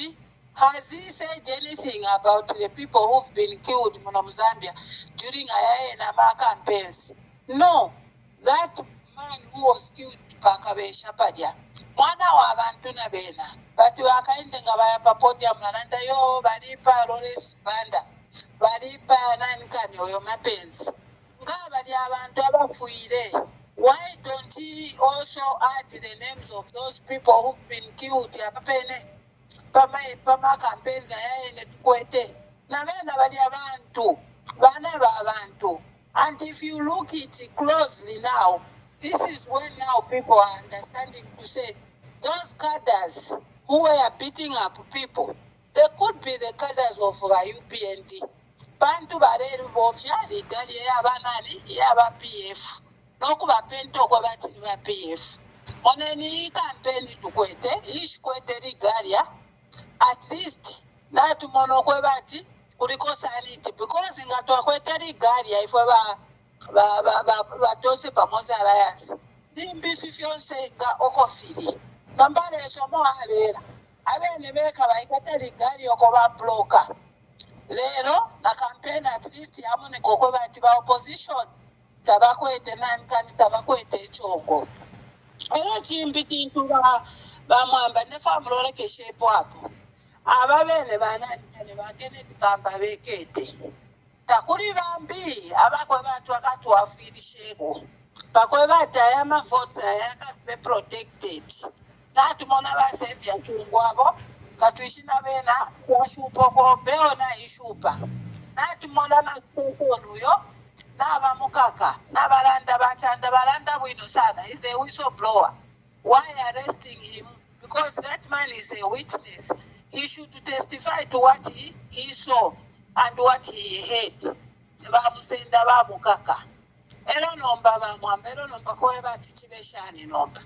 Awe le somo abe muntu batichikisha abantu basteshani. Lero lesa ala chisumini shoko bati baplan muntu bile basteshani bapite. Tete lesa sumini shoko bati ifwe bose tule churo mlandu wa muntu fye umo. Ifye na fya kanga. Iyo yabana nkane ba Max Moya. This is how bad this government is. We expected that Hakainde Hichilema to tackle issues there. 61 containers there medicine ya rubireyo tatoa mfuapo na ngofimo. Ama trucks ya shujira ya rubire papo isi. Opo ya rubire ama trucks. Barera ndatio ama trucks oko ya dira shujira iteko ini. Ili kuisa God ya rubire oko kuuna kwa airport uko. Fianse feta barefa bareranda. Corruption ilina pipi muri Hakainde omumali ba corruption hivi sana. Thank you, Mayo. Thank you very much, Mama T. There's just a queue. Thank you, Mama T. There's a queue of callers. Let's quickly take them. Hello, caller. Please tell us your name and where you're calling us from and make your contribution. This is Professor Kalonde. Hey, Professor Gilbert Kalonde, please proceed with your contribution. From California. Yes, my dear brother. Via Montana. Yes. Yes, Bakaramba Natasha Sana. I don't know why I always gravitate into my language every day. But in Domfabino Chivembam. Mkwai. Quando munafula ma jacket ya bu professor lo mwalande fikali. Mamamba vifile tanda ba chanda fitunturu sana mondini.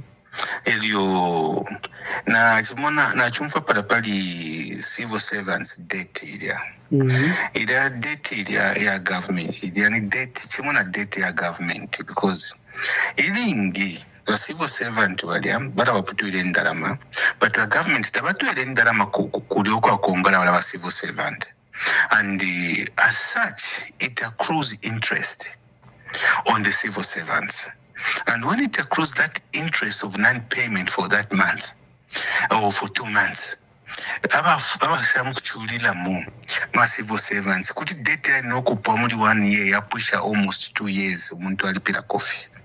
So the government were taking a charge for that debt yama civil servants, and we must definitely try to find a way of litigating that problem. That way our civil servants do not accrue debt that is not necessary. Okay, but the fact is there are some abalesta for furniture. Muntunga chako tafilo furniture munganda nishtamle muforesha bwino kwena mwe. The other thing that I wanted to talk about is about how much Zambia has lost during the HH government in terms of money, how much it has lost.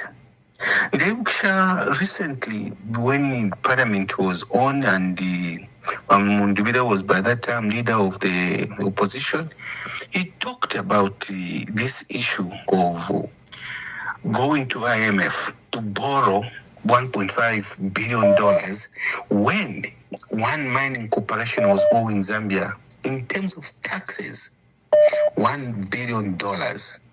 And the HH government, what did they do? They wrote off that debt no 27 million. Who got the $983 million? Who got that money? Did we let that company just take that money and go and enjoy in Europe? Or somebody ate that money somewhere? We are losing money as a country because of this government. Remember, we had the Sujilite that disappeared. That is loss of money for the government.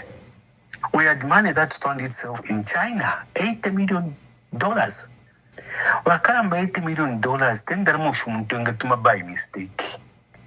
Bank of Zambia wafili baishiba. Na wakateka wafili baishiba not $80 million. They knew everything. But you don't look at what foreign accounts, but man a wrong country, kula country kashwe na bara society nge shindara mashaisa we pushing and basa sangati it got uncovered. Ndami shitulu sakuma targets. How can they start getting a targets msawata wala pole tureba dipile ndrama. Olo turedi pira banani. Apana nomba ya toishwo tulipira. Niva government, niva NAPSA, niva dama Chinese why chitako business to opera kwa kanon. We don't know who is eating that money. We have lost that money. Can go and solve social welfare problems we have in Zambia. Retirees, they retire, and some of them they don't have enough money. They go and suffer.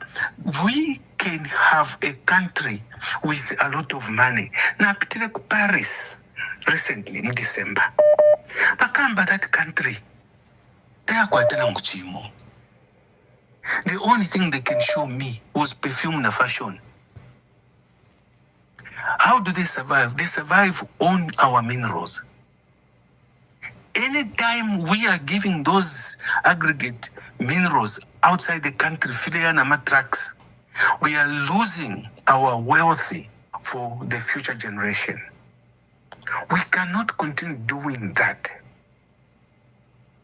We cannot continue doing that as a nation. Tukachula, I'm telling you, tukamboku yo mbanga siapa firafinto.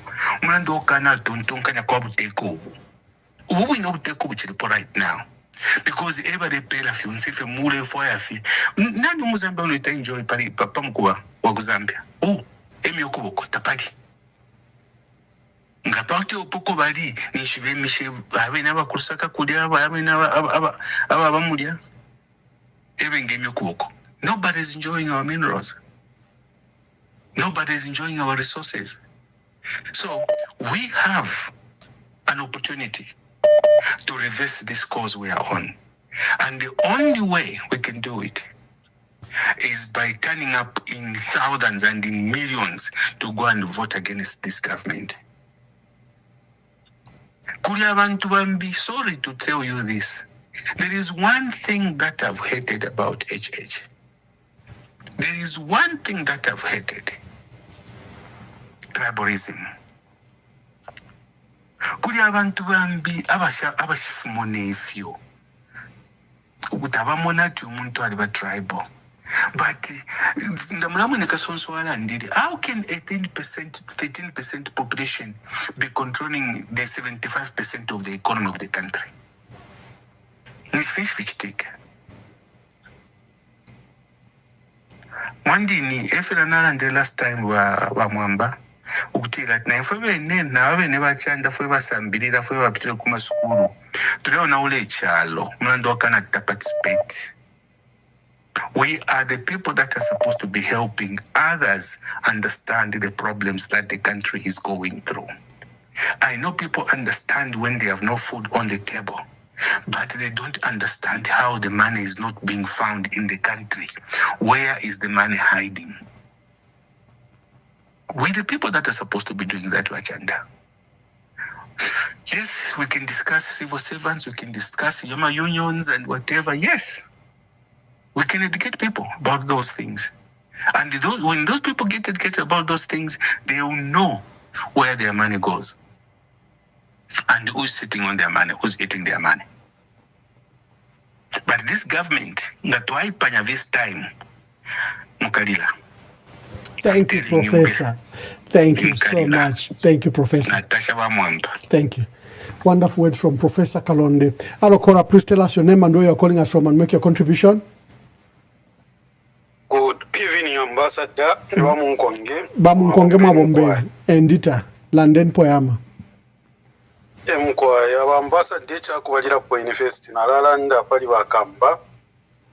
Ndedila kokuntungurishishesu, wa President Besu, na wa Vice President, London kona abantu, abali kuma affairs ya administration, kata babikire po omuntu wa kukonkanya papa shirire bakamba babike po omuntu akonkanye po iraye urawe no mulimo batendeke okubumba bakamba wala bombeka tuirira sana no babike po omuntu akubacha konkanye po bantu nakambinde wekesha po chirusha tayari wa butwike okuya kokunse kumureta tete sabe expert wa kwebata asa tuchimifia bantu ntiwate kushente kwa nokushente kwa informa wa bebeli okweba tinga mwaikata naba which means ni shi prime murefu okupanga ikabombeka so if mwambo okumona fyambo okuchitika elyo ba yuwi mulando akweba ti nangowe muntu kutwanaka para bali bakaramba elyo ba ICO tabarafu abale batumikishafi tuwasika watendo apokero mpashi wa mushira chawe mwachiramu okuntuma kufyaramba naine tawe nshachitefi so mukurekerera bana ka bareko konka ma instructions yo kopa beoti ufure mu abachitefi wa mundubire na masupporters babo bafiro okupanga so ba mfomo nsoko batu yumuntu twali mu bomfya nomba kuma rasti anenu kashani so ngakwata freedom ifyane nuka which means inshara abafuri ukuranda na barwani besu barabene tware mutuma ko kwa muko bachito bubiri mbikitambo okurombo bwerero so katumuchiringanye efunye nkama orono ababarando kwe batiyo justice ili one sided tatwa kwata justice tuwafo ashani justice mwana wabaneba bamutuma bawo ishu kwe bati katobya amabwe barya nishiwa wishina vaipekanya kwe vati kuri kwalia mukutova mabwefi arachitike firi fyonse parachitando fyonse fichitika muzambia avatuma twali veshiva nomba murechetekera shani kukanda omuntu otumine teturi okanda omuntu otumine ngaba batuma tikomenyi black apple nishirabe bale nabeshone fire konka po ifwepo twaba abana abaranda abana banshiwa so kuchaba fano mamuko bomfe amano na aina my elections ali utapali echo tuinga chita echo nichinga tupokorola so twabako fya bachenjera tubachita ma avoid yakurasangwa mu sales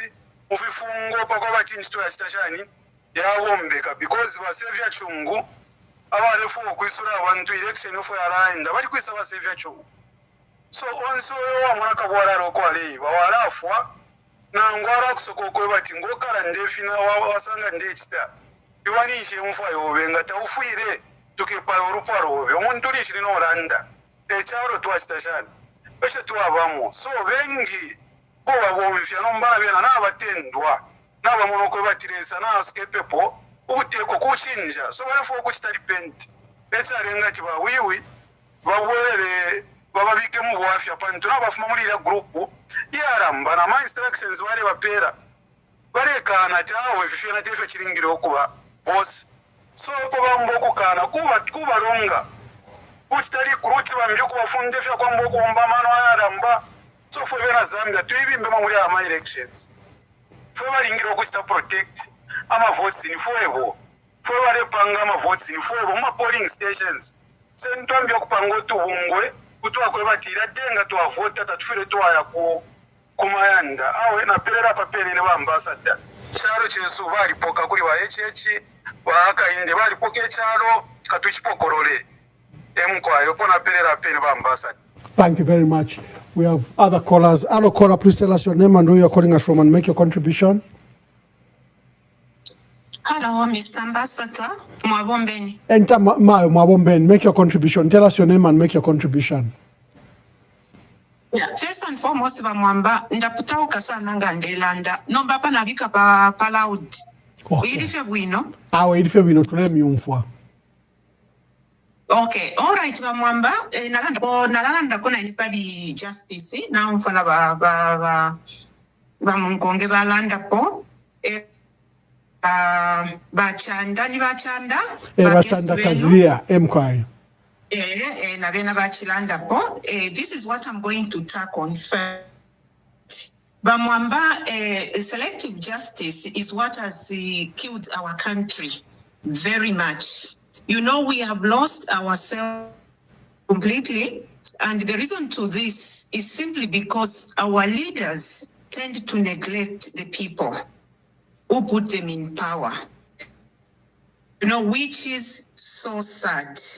You know, I would like to remind whichever leader or whoever leader will be elected to this government has to try very much to look after the people. You know, Bamwamba, the is only a group of workers chosen by the citizens. We citizens, we choose them. Why we choose them? Because they need to manage public services, protect our rights, and make laws. And the laws which they should make, they are also supposed to be adequate to everybody. Yeah. Not I am a laws, but laws. You know, Mr. Ambassador, in a democracy, they belong to the people. But as it is now, Bamwamba, chalo Jesu tachikwete democracy. Nangwapa nono. You know? Where there is no democracy, Bamwamba, there is only hatred. And this is what our country is experiencing today. And it's very painful. Bamwamba, I'm speaking loudly. I've been living out of Zambia for 25 years. I flocked to where I am today in search of good living. And I've remained because I've been supporting my siblings. And they are okay because I've been working. And I thought, Bamwamba, all these 25 years that I've been here, my country would change. It has gone to the west. The last thing I want to talk about, I want to talk about this ugly witch Siawan. And I hope Siawan is listening, Bamwamba. This man needs to be apprehended and taken to the International Court of Law. Because what he's doing is something very bad. 2, umuntu wesu, chama America. Bamwamba, his words are so appalling. He needs to be arrested under whatsoever. He needs to be arrested. Nalando ewa ipaya balungu, nombale fwaya, epa eba mnduire, ale batumi no tumbuma. Ifindelanda abantu bonse baumve fiondelanda. 3, ababa yui mulelanda po. It has come to pass by JJ Banda, bali warning about wui. It has come to pass. Some of the things by JJ Banda walanda, shiachi never mwamba. And you in a chama America, you, and I left for kumikata no kumushika. Ukumushika live. Ukiva fechi ndino kumushika. Bonapera mwamba. Sorry, thank you very much. Thank you. Let me take the other caller. Hello, caller, please tell us your name and where you're calling us from and make your contribution. Yes, Mr. Mwamba, speaking with Moses Nyendwa from within Lusaka. Moses, make your contribution. Yes, Mwamba. Okay, it's quite good, Mwamba, that Nefe much speaking hako because at the end of the day, also at Katinga, and do Anomamba Maningi, Nefe Kambeko. At the end of the day, you're going to be having a balanced conversation whereby in my PF, no phone, oh, justice, yeah, what and what and what. But I just want to pick on what the president today, indicated on the issue of my PSV, renew in 5 years. That is the difference when you talk about malaris, yawa HH. Na malalizi ya bamunduwile. Bamunduwile bazaenda to. Ile nikawina ini. Ma miners in the personality. What is the use? Sifanga sense guy. But yet zaenda. Oh, him in the person 5 years. Ma PSV. Adeni bantu manje. Ba PF ganza mungati. With all those necessary talk from nowhere, ma excavator na ma marketeers in ma topic ya bamunduwile. Yalipe vision. Because bantu wonse bamunduwile na bantu bamwe batuma pa phone hapa bantu bano bamwe batuma pa phone hapa. The only reason bamwe batumira ncha kutufuna kubulira fitimu power. That's the only reason. Kulipe solution question na mitima funse fa UPND nyakuti. Okay, ufuna ubwelele uchitechani. Olo mukangaira ma interviews ungafunse ma interview wonse ma host Diamond Diko. My brother, you know why I differ with you all the time? Is that you come, do you know why I differ with you? Is that you come not to offer an alternative voice or not to offer, you come to insult others. No. I think that is, let's have a debate. If you think, just a minute. If you think President Hakainde Hichilema is a better candidate, speak to that. You don't have to insult the others, undermine others. But I'm not insulting. Yeah, so that is my question I'm giving you. You are willing. Let me just finish my submission. I'm not insulting. The forum has rules. You can't just force yourself that you want to finish your submissions before you hear the guidance I'm giving. Okay, continue. Just continue like that. Oh, Siawan, watch and Siawan. Oh, Colonel Mutambo, Koma to one of Branche, Mambacha, and justice. And understand what is the meaning of justice. But PF and Maula, massive servant at justice. Never in a similar Makamba, Pocket Pitizan, so on platform here. The more Boza, but Boza, Chip, we don't make Namam Chinyan, which is Zungu. Namam Chinyan, and Ambia, and Bamambera, maybe some are confused. Majamo Pitizan, such a Namam Chizungu, so Timambera Buno at Mugamam Chizungu, because more Boza Maningi. Yes, I can see you are saying let him. PS is saying let him.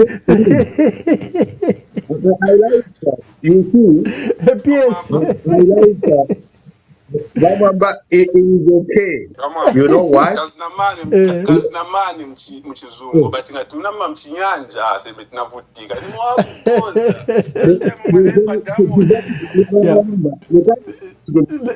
PS, you come in. Let's take the other callers that are serious with our country, not people that are coming to disturb us. Hello, caller, please tell us your name and where you're calling us from and make your contribution. Thank you. Hello, Ambassador Mwamba. Na wela mkwai kuno kwa kaputa. Na chiputo kishapaya nati. Tina tuwalila kusha mkwai. Na totela sana. Mbale tuwafwe ko bandume swabo bale social pali mwebalande chisongo ne fimbi. Pano na ichibemba tulaitoto wela. Baba kwisa tulande ichibemba. Na ichitonga na ichilosu pano balalanda. Na chikaonde. Tulofamba submissions hapo mtundu fyosi. So ngabufi balela ngachi mulabepa. Abo bende bandume swalifia mnogwafya wao. Shukuru abafu. Nari mwishi baresa vya mungu tukalifia fuatu wachitari react. Mwalimu wana plani yako mkwai. So develop immunity. Mkwai, you make your contribution, my dear sister. Natotela sana. Mkwai, palo ama balo tsaya lifu ku Dubai. Ngafena na mairo twalila ndipana ngula bishukula ndati into ngale tukilako nokuchinja kwa departure from Dubai nokwisa isa nokufikira okupelepita ku Tanzania mwe bantu bakwalisa ichi nendeke imwe mwe basambira nokwenda okamufyalo mwalishi bendike shikulu shimweshi shali kwate fuma bankers mulio mulala na balabe ne ba air hostess na bambi ko ba crew ilo bale amukubika mufilefine ifubuko chipali ballot papers ayinene njula n'omutima no ishiba wino ndeke ilya abantu tukwete kuli aba opposition bali 4-3 ululupwa wa UPND tapali cho nshinga batunganya ibali sign a contract na uli wakuta print filefindu Neta ya kufimisha hapo kufile toku mfe indike bali shibyo kwa bati na kwata weight so much volume so much so they must have provided indike ya kutike gishe fidea ifipe no baba leka last minute yo indike na ichepa so fiala isa pabili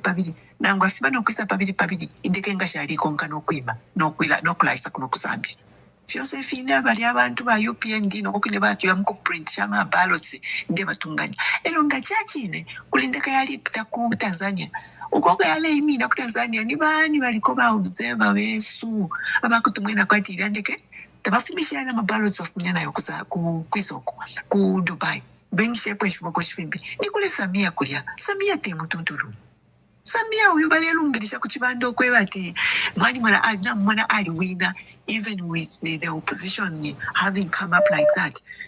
If mwenga suminisha ati uteko kwa subefyo. Kube kofe no kupepa fe mukanga shesu kutila God intercept imirimo ya mwana. Not intervene. Chesu ngwicho. Ngapabo kita intervene ni shuruguli na luamba kali.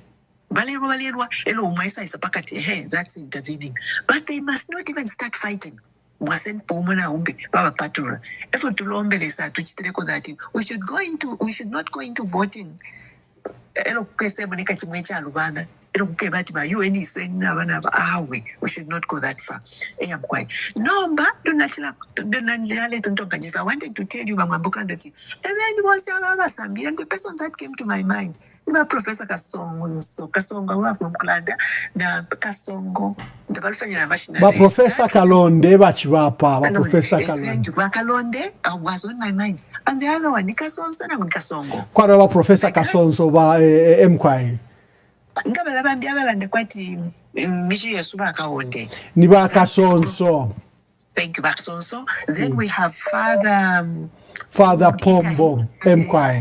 Then we also have this Tatubomfa Bababo ku Italy as well. Nabandi kwa basambiri abayisapo there's somebody who comes from Australia or New Zealand.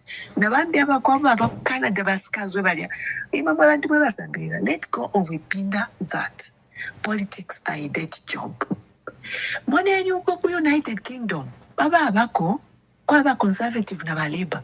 Ala conservative into yabasambiri ati kuma Oxford University na kuma Cambridge na kumbiko ama top most universities ya kutekoblia eko bafumya imbuto iyo bachita grow into membership for the conservative. Labor, you know the history, it began as a labor movement for the rail workers idyanshita mpaka yakulako n'abasambira bamu bayamba okuyingiramu. You must understand ukwebati ababene ba conservative, they are pushing for having abasambirira fellows mu Labor Party. Chichilelo ndololechi alamwe basambirira iseni komuli chichila 1-2 abena Kristo iseni komuli chichila bamake ebizulu n'abamundubire balanda pabwina lesa kalwabe fikuma ya ndoko bakulira chichilelo government ilipo itwala solution hapo the next 2 weeks kuifunyapo ba president batalamina omutima figa balanda ati kiba chimpempe naine babayaba niba chimpempe but he never allowed different to be like ukuyashobo omuntu kumula omundo obubi n'obubi bw'abanyina n'omwine no tabakwete polo lubembo lwa musango third denomination ikatupusosha nichitire Yesu so limwe mwebena Kristu iseni mutangatire kumwikatireko oyu mulimo wama politics okutekwa n'abantu abashayishi balesa mwakulalira lyonse elo obuteko nga watungulwa n'abalungami pakula abensansa mboneni okulanda ati n'abapende tulelanda ati mu parliament mwali ufulako ba Jack Mwimbo niba president abe niba akainde batukira 18th of October, day of prayer. At the stupid day of prayer, abantu ama obvious sinners change their life. Pantu mabena Kristo tamulimu abengi to dilute it. And when I say to dilute it, I mean to dilute it milimo ya bulwani and to kuleta concentrated power of God. Iyo bakainde bafuwe nyimbo shile imba sana mwetwa aisa imati urulimbo twachita bani urulimbo lulese fyafye incoming presidents yaba mundu bire. Urulimbo naruka inyimbo nashikakisha abantu abengi ababa babena Kristo bazona. They should have known the truth that King David bana mayelo bamwene fyalechita baliyamba okusesema okumwimbira olwimbo ati David has killed his own thousands. Elo king so he has killed his own 1,000. Tabali byakoka es chilalo la mwisa inyimbo oko kyafukila eko bashisesemena ekyo tumwena nangu mwata kazembe bali mu chitaku ceremony yafuminepo bala mwimbira shimbingire konse kuli mulunga bala bimbire shibalingire konse kwa chiti mukuru bala twimbire shitulingire konse kulundazi kuli bamupezenyi bala bimbire shibalingire ifumu shonse. I was very saddened when mfumu bankata bachifumukana abaikala pa chumba cha chalo cha Zambia. He has nothing to show. The cameraman wouldn't even show the other sides of the house, but the women never kuntikirwa na chile. Ilo imwe basambira nga mwali wako. We thank God for those politicians who took out bachifumukana kufyalo kumbi kubalangisha timane nifumuku ife shikala isho ufumu wabo bwaba pala pene ilesa atotobeke chumba cha mabwe ku Nigeria infumu shikala muliomu abamafuta mata ikonzi ya chalo chilia. So chisitore andapo ni mamwe basambira. You understand this in the kenu kula pembelera ba semi chakuti ebo tule katiro yumulimo tulefuna no ishi mamnen. Even if we have people in parliament abashina ichita express wino mu official language ya English, but sometimes kutuwamu no kwabati capacity ya kuchita move towards the work and help the people bali kwata elo ima bali kwata ili kulingana no tumasomo tulia no mba ima mweba kwata ifima elasticated brains mwali chita sapu ifimano na mkwata na exposure kwa kumilundu imini nga mwaya parliament you can challenge wino ma president palo wakukaka abantu taking up the 3 arms of the government ukuyisapulula ichita confusing. Now you have an educated Zambian speaker bamayoba neli moti baleshani n'olubalirumo ulwawina biu yapita fish fidya lekenyu kutino oyo mulimo iseni mwe omwinga utungulula mwe basambirira nangu tamunkwete sana ukulanda ati mwalaisa muchite 13. You must be somewhere in the background mwelesa mwebantuna constantly donate your time, donate and equip abantu abale nyina mkuya mkulanda kuli umulimo okubachita sensitize nefe constitution ilanda to be standing up bwangu nokulanda kweka balo kuba ubuteko na bumbi ubule ikata abantu musango twamuna bakainde bale ikata where we can't tell our names. Nine word animals. Nine wundi kulanda ubuchakuti. Ndiku AI. Nga AI tayari manifest inoshita. Nga threatening to the kulanda of change. We can't live like that in a country mwebantu. Mwana nikulu kufisa ama ballots. Na weshima na balusa. Na bakainde ni uli omuntu mchibe mbabalanda ati uwa bingoko watemina. But sadly, wena tabale imina pacha vipa. Umuntu nawe bold to stand and do something bravely. Pachiri correct. Not pachansoni utukatota bakwete nangu mwachita follow fei na physical check inenda muna uko ba munbire bakwete crusades rally no kwete ba kainde ama viewers in 1 minute in 5-10 minutes in 1 hour mundubire na afika 5,000 akainde ili 201 or even 90 chakuti mushafira nangu balela ndati takwaba similarity pali attendance ya rally na the votes to come out awe bane ndintu twale chinja bakaunda kubafuni hapo ukuleta po bachiruba if you some shishali bakainda bene balam that numbers do not lie na ifo bene wose twalichishi bakali but he drumbeat it so much that to understand kanshi iseni mwe basambirira imwe mutungirire kwe chintu na imwe Thank you, Maya. Thank you very much. Thank you. Let's take some more calls. Then I will invite PS to comment on a very important matter that is developing. Hello, caller. Please tell us your name and where you're calling us from and make a contribution. Ambassador Mwamba Mwabombeni. Ndita Mwabombeni. No, ifwe twatotera sana pali program yesu mwatuletela muno mchungulo bushiku nde totera na ba guest abo abalondolo efintu ifikumofikalamba sana ba mwambaine nkwata kofie observation yona muna mchalo chesu ngokulingana bankashanda bakapote fo bafuma nga twali kweta abantu fo tuli pali inonshita muli mu 1991 nga tatwachingishe government from one party participant democracy to plural politics bamwamba ichalo chesu nacho natukwata bakuwe ntuiba chamwenso mzambia.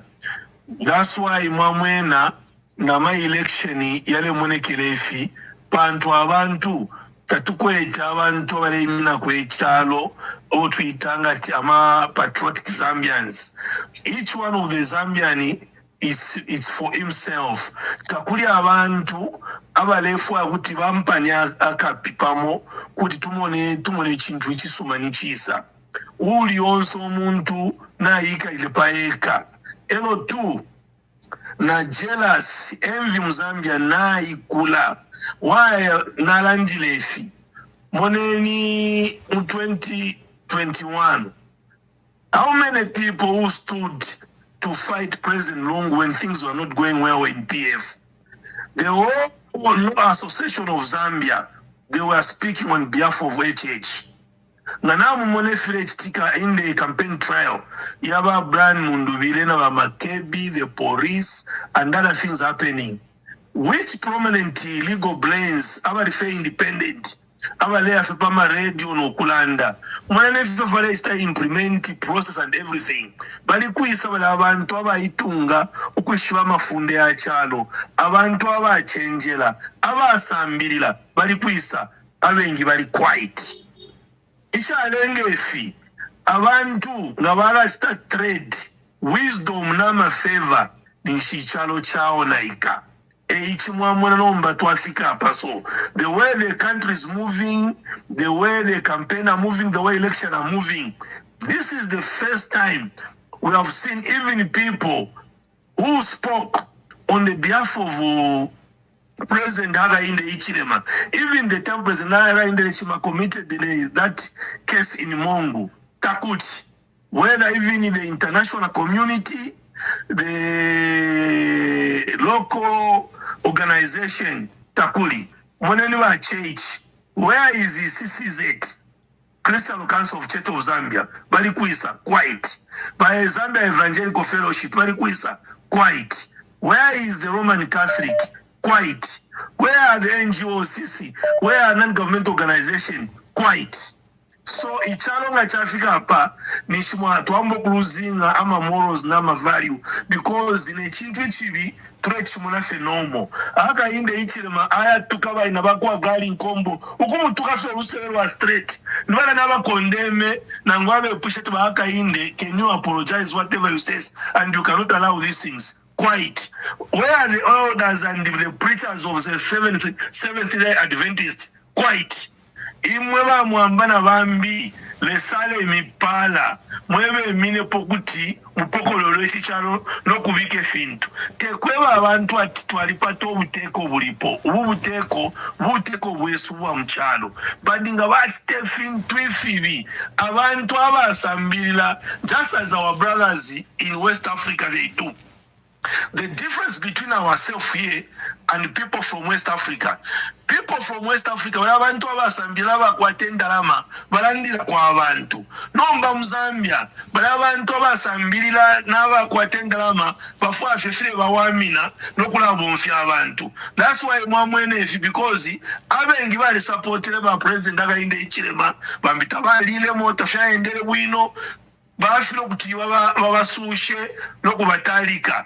Muchala muneka veifine chirenda kwati muliko nechimfulumfulu no mmevo chaba muchiwe batulando kweba ati ulu lusambu naye ushalimo akabamo pena bale omunati ali amenshi ayapya yaketikira fe bambi naye mwebene munganda mumyenu yaka mikonka mwebekelezi. We are calling upon the legal brains and the people who have good knowledge to come up and give the guys to the nation effort to feel to end. We have enjoyed peace, and Zambia has been an example for the pillar of democracy and the transparency. So tulelombako imeni muikala ma blanket pantamwali amo pokolole ni chalo. I thank you. Thank you very much. Hello, caller, please tell us your name and where you're calling us from and make your contribution. Giving ambassador, ni wamu kongena wera ambassador na chiraba kokuranda ko palisi ya wanu na yama profesi ya kaina. Nende sita kofe encourage kwa na Zambia. Ture sera panono. Ngamu alolesha 2021. Epo wa UPNG bachitere start ya mano ya kufwe na Zambia. Kufwe na Zambia batu bika pali bala abantu abo mfwano kusumine chintu chota bashininki as long as na bachukwa because pamabufi babepeshe baitgarungu yali fura basangira tufwe na Zambia tapali cyo turekana chonse turepokerera ukupitira na kubena siya wandi so ilya bali making okwe batabena Zambia kureteri ashi bena na mutapali chinga baromfu akutumwa bachinje mitontonkanyishe muri ashifie so pali ino nchitabasi ya wanu resofia babasa bika ko baje banda si ya wanu takwete chance ya kwa bachambyo kona ura bena Zambia amano because ali bona wile bale sendo na mashiwi yakwe so apabali bapaswe ko kwa mbokutontonkanya ni system nchitwara bomfya ya kwa batuchinje mind ya bena Zambia mukuranda kaibena tabashupa bambo kumfwa feri ashirimo nshibara alikonga so apanga mwarolesha ambassador palili ashirimo lyo ndemona na beshiko bata my elections bali rusa bambo kwa kuma chechi kwa mukura kora tipinga babantu bakasesema babufi tipakwe batinga basaye babena Zambia tiyo uyu kampanda nishitawine bantu bali baizi okumfa bena bara chumfira to professor na era ndikwa pakwe basitaba tabarusha ma voice yabo Muira bafira baranda to my people, Bible yaranda to my people perish because of lack of knowledge. Lesa abana imwe. Loleshe nyoko wa mifunya. Bafyo mwali 8 months ago na pale ropo mufikire. Kutumwa mwana na maka ya kwa lesa, numupasho wa kwa lesa. Bafyo urenda. Uraona umupasho wa pokerere abasore bambo kuranda mundimi. Mupasho uri Muzambia pali inonshita. Songa mwa chongo ni nguru. Nguru na shoshira sesema. Najosha alikuwa tama powers yaratubisha yana yena nga ture pepa turenda mundimi isture ona ora firefi mipashi fya koere fya bamurwerere na fya libe chabu pecha kwa tifya sesema na fishi boko batu sesema kuri so fya piribuka boko batu mwe bantu mwanga mwapwara ratyo bakampanda na basesema kansho kubare plan fya kumibira mu washara fya chi mindset to bakampanda na baranda muntu fya uli apema fye mupashi wa mushiro wa bafya umo Oashire Yesu Kristu. Noti manani kare mipashisha koweresha fisama bakasesema babufi. Cyarire mbono kuremba mwe bakonkerera lesa na myasuka. Mumone ba brani mundubire kuri abere. Umuntu muwonzo mupasho wa mushiro wa mwingirira. Tabarera ndacika rubare tabarera ndacika runda baduro mupashi ngawangirira bari abantu bare umfo insansa. Tabaresa kamana na ngura tabomfire language. yaba mundubire because lesanisha leba social mwe bantu nyuko so abakasesema babufya balefu okumingirira mwebe na Zambia mwa bachinja amano mwebe na Zambia fo bachinja amano fukameni mukwate omupashi wako sa ubusesema bwonse obuleisa bwabufi lesangaranda nishinaranda na maka yako muleya mona muri 2 months ba Brian Mundubire na ba Makepi Zuru ambeni okumurumbanya uko muleroresha kuri bakasesema tapali ifiri kwa rumbanya ndi amaka yako aresa mwereso cyo mwatutitira cyo twarefwaya twatotera noko ya mukoronda amavotes nikale ba Mundubire bawina na ba Makepi Zuru nomba tuyaronde ba mukukuru beiba ngatapali amavotes tetwa fwayo kwiba ukupekanya barefu wayo kwiba nabeshimo ko batama votes yonse ba Mundubire na ba Makepi Zuru bali senya na sheni kwa chimpwena no chikwesa bashima be kwa tyo wafumo ku mwana mupinta kana kuma stadium labeni ko tontonganya ni kwa ko chita protect ama votes abo bali pire ndarama kwisa muko chita shift mind yenu bantu bali shiboko batwebe na Zambia mwali anguka mukonfo okufya papena shinkeni amatwi chiteni concentrate kwa shara 2 weeks noko ya vote nokuronda ama votes na pera mkwaye ambassador na totira pa kumpera kose kwa chance. Thank you. Hello caller, please tell us your name and where you are calling us from and tell us your contribution quickly. Yes, good evening, Honorable. Good evening. Yes, this is Emmanuel. Emmanuel, make your contribution. Yes, I just want to comment concerning the major issue of vote protection. I don't know how safe are the movements of ballot papers from Dubai even to Zambia. Whether they, even when they pack them into the aeroplane, do we have people to come to follow them up to the international airport when they will be offload? That is my concern. And then even there, where they will be kept before the distribution into other places. Are we going to agree with the ECZ? How many people who will be at that place to guard our ballot papers from all the NGOs? Of course, not to compromise NGOs, because we know ever since the European came, they compromise all the most of the NGOs. The people used to look like, no wonder some of them have been given position. You remember the issue of consortium, this Nicholas Speed, who is now the permanent secretary. Those were very vibrant. Boko, Mr. Mwape, I don't know, you mentioned these names sometimes back. I remember I was listening to that program. Oh, most of them have been compromised. If I thought we have very few who are remaining, who will be there, different political parties. Do we have such people to ensure that when they arrive from the airport tomorrow, there will be people to ensure that where they will be kept, people must be there from the day and the night. Do we have such people? Then there is this trick being used by ECZ for accreditation. First of all, we must ask ourselves, is this the way we have been conducting the election in the past years when they were by ECO, by Michael Sanda, by Rupia Banda, even Manwas? What I know about the accreditation, especially, let me first of all come to one issue, especially the accreditation of polling agents. I have always been, I have conducted elections before me, and I have been a polling agent. One of the polling agents in the past elections. Accreditation is done in the polling centers. That is why we used to go and collect whatever is needed, my books and all those, where I was shaken. They don't go to district areas. All these are tricks being made by the UPN in convenience with the ECZ. And they make it very, very difficult. Look at it, Bamamba. How can people from for instance, in Usangazi district, which is a vast area, some polling stations are very far from the Usangazi district. How are they going to manage to be collecting the accreditation today? They don't even the issue of online. How are they going to manage to do that? All these are tricks we should not be accepted, and we should not tolerate that.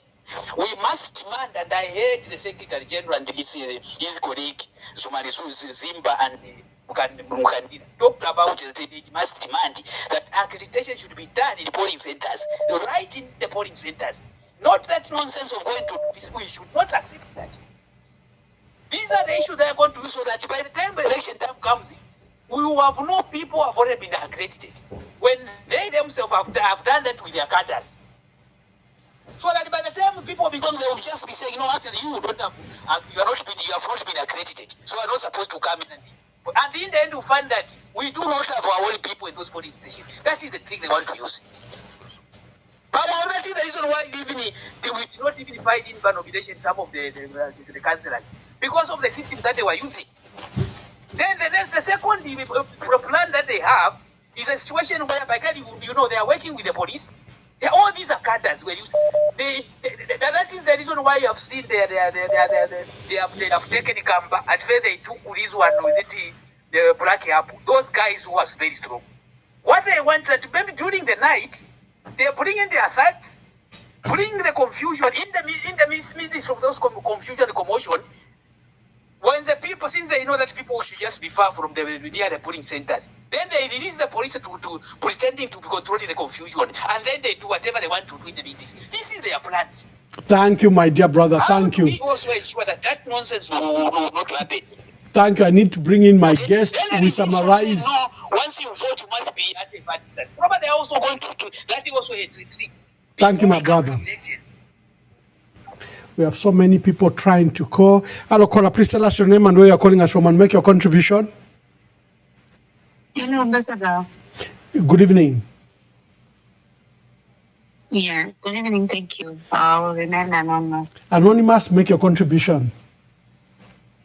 Yes, I'm sure most of the points have already been taken and raised, like how safe are the ballots and who are there to see, to guard them like during the night. Are they allowed, parties allowed to be there, or maybe it's just the police or there are people that are overseeing the ballots? Then also, about voter protection, yes, like the UPNG, they know that they've lost popularity like in towns. Now they are going into villages. That's where they're saying they have numbers. But coming to our party, do we have people like in the border areas? Let's say Tete there between Zambia and Mozambique, Mwami border, Mikambo border areas, all those small border areas like in the outskirts there. Do we have people that can guard and protect our votes? Because for like the towns and everything, I think we are good to go, but we should concentrate more. And if it's to put people, let there be people in the rural areas, the borders more especially, so that the UPNG won't even have chance to say no. Most of the votes came from this side or this side. Then you've seen the way they are coming out. It's like even on social media, whenever you try to comment, they'll still come into your inbox, threaten you, they'll bring in issues, they'll still, there are people that are following, like where I am. I'm really scared, Ambassador, to move around because I know I'm on the spotlight. People are following me, people are in my inbox, those that are tracking me, they're tracing, looking for my location. Someone will just come to your inbox, can you text me your location? What is it for? Just because they picked on my comment, I commented on Brandmundo or maybe Makebi Zulu's post. So how are we going to live? Should we live in fear? Should we not move freely because we don't want to support the party that's supporting? So we should just work together as a party and make sure that our votes are protected. And yes, I know that we are very good at what you're doing, and we thank God for you that most of the things we are learning and we are putting in our efforts as well through you because you're teaching us. And you know who are good that can go to protect our votes. You can identify people that we've worked with before. You can help out with our president and the vice president to identify the people who can come on board to see that everything just moves freely. Thank you so much. Thank you very much. Hello, caller. Please tell us your name and where you're calling us from and make your contribution. Hello, good evening, Ambassador. Good evening. This is Movita from Kafiwe. Movita, make your contribution. Ambassador, we have 15 days remaining before the D-Day. As for me, Ambassador, I'm just reminded of going to cast my vote to get rid of a selective application of the law. I'm also reminded of going to cast a vote so that we have freedom of expression. As you can see, that some people are even calling on this platform saying anonymous. These things we are ahead of. We are going to cast our votes on 13th to get rid of the injustices where we have other people being denied to be given bail. We are going to cast our votes so that we get rid of these favors which are being given to foreign entities than us ourselves, the indigenous Zambians. We are going to cast our votes so that we can have development. This country has become stagnant for some time now, Ambassador. We are going to cast our votes so that we get rid of the circuses we have been seeing in the parliament. I beg to end there, Ambassador. Thank you very much. Thank you very much. Babantu Wakwalesa, today I had a special guest, our dear brother Chanda Kazia, former permanent secretary, is a labor and industrial expert and is going to begin to make his last remarks. But we were discussing three major issues today, and key among them is the issue of the removal, arrest, and detention of Yui Mwala, police commissioner. And we gave you the background. There is an investigation regarding the theft of 6 copper trucks, and these 6 copper trucks are coming from the DRC, but the thieves that have been involved in stealing copper trucks seem to have touched a live wire, and at the center of it is Yui Mwala. As police commissioner, he probably protected the thieves. He probably hasn't allowed the thieves to be detained, and now they are accusing him of being involved and being part of the scam. And Yui, we understand he was given a warning and caution and is being transported to Mufulira, where the 6 trucks, I think, were found. We demonstrated to you that the copper came from a mine in the DRC. That mine has a director, former President Motlanthe from South Africa, who was the first foreign visitor who came to see President Hakainde Hichilema. So this is a high-level issue, and we will see many things. But Yui himself has not been a favorable person within the police and outside the police. No one likes a fella like him. But look at the sacrifices that he has made for President Hakainde Hichilema. But here, they will read him the act. A law has been broken, you are involved, and they'll take him to the cleaners. We wanted truth to emerge, not just Yui Mwala. Who else is involved in this copper theft? Who are the thieves that they are accusing that he was protecting? We need to get to the bottom of it. And we know that within the police rank, the senior ones, Yui was among those that was earmarked to be Inspector General of Police. Is someone using now that weakness to ensure that Yui is eliminated properly and removed completely? Well, that is why we will continue to track this issue. The issue of ballot papers and ballot papers arriving, ballot papers coming from Tanzania. Babantu Wakwalesa, just go back to the basics which we advise you. Form polling station committees. In the morning, our electoral process is one of the most credible electoral process in Africa. Everything happens at a polling station. All the machinations happen because people are not present at the polling station. If you want to protect this election, be at a polling station. Have a party agent, party monitor, observers and monitors at the polling station. And you members of the community, form a polling station committee so that you also can be part of the process to check what is happening. Mobilize yourself to vote. mwatalamuka kwa 100 meters but yepo muli mulemo nefile chitika nga mwamona track imbi leisa mwakanya mwamona muntu aisa na kamoto kefi mwebirolea kuisa iwe mwamona muntu aisa na wa UPND they want to remove your party agents. This process can only be done by you in the community. If President Hakainde Hichilema has printed ballot papers from Dar es Salaam and is trying to sneak in, na musaka mana sana so ama ballot chala bashani ubushikiyala bana banani ama ballot sa your anger, your fears are totally misplaced. What is required that is on voting day 13th August, the election officers who run elections, from presiding officers and others, are obliged to come outside at 6 o'clock, violate the box. This box is empty. Mama na mwabantu wakwalesa, is it? Can you see? We officially now open the polling station. Our process is very credible. Our process is very transparent. So it's very difficult to undermine and abuse it if you are alert. So whether ama ballot papers balaleta yambiush kubabike kusiuvares, that doesn't matter. What matters is what will happen. Ngamulipa polling station on that day. Basa isula ballot box epomudi. Mwa voter epomudi. The party agent has to ensure that the number of books that you are using are also accounted for Mwaisala ballot and election and voting at 18 hours. Again, Kulanda, before you close, you have to show the books that have been that have voted, and you have then to close and begin the counting. Many people are worried, totally misplaced. That's why I've been singing here on vote protection.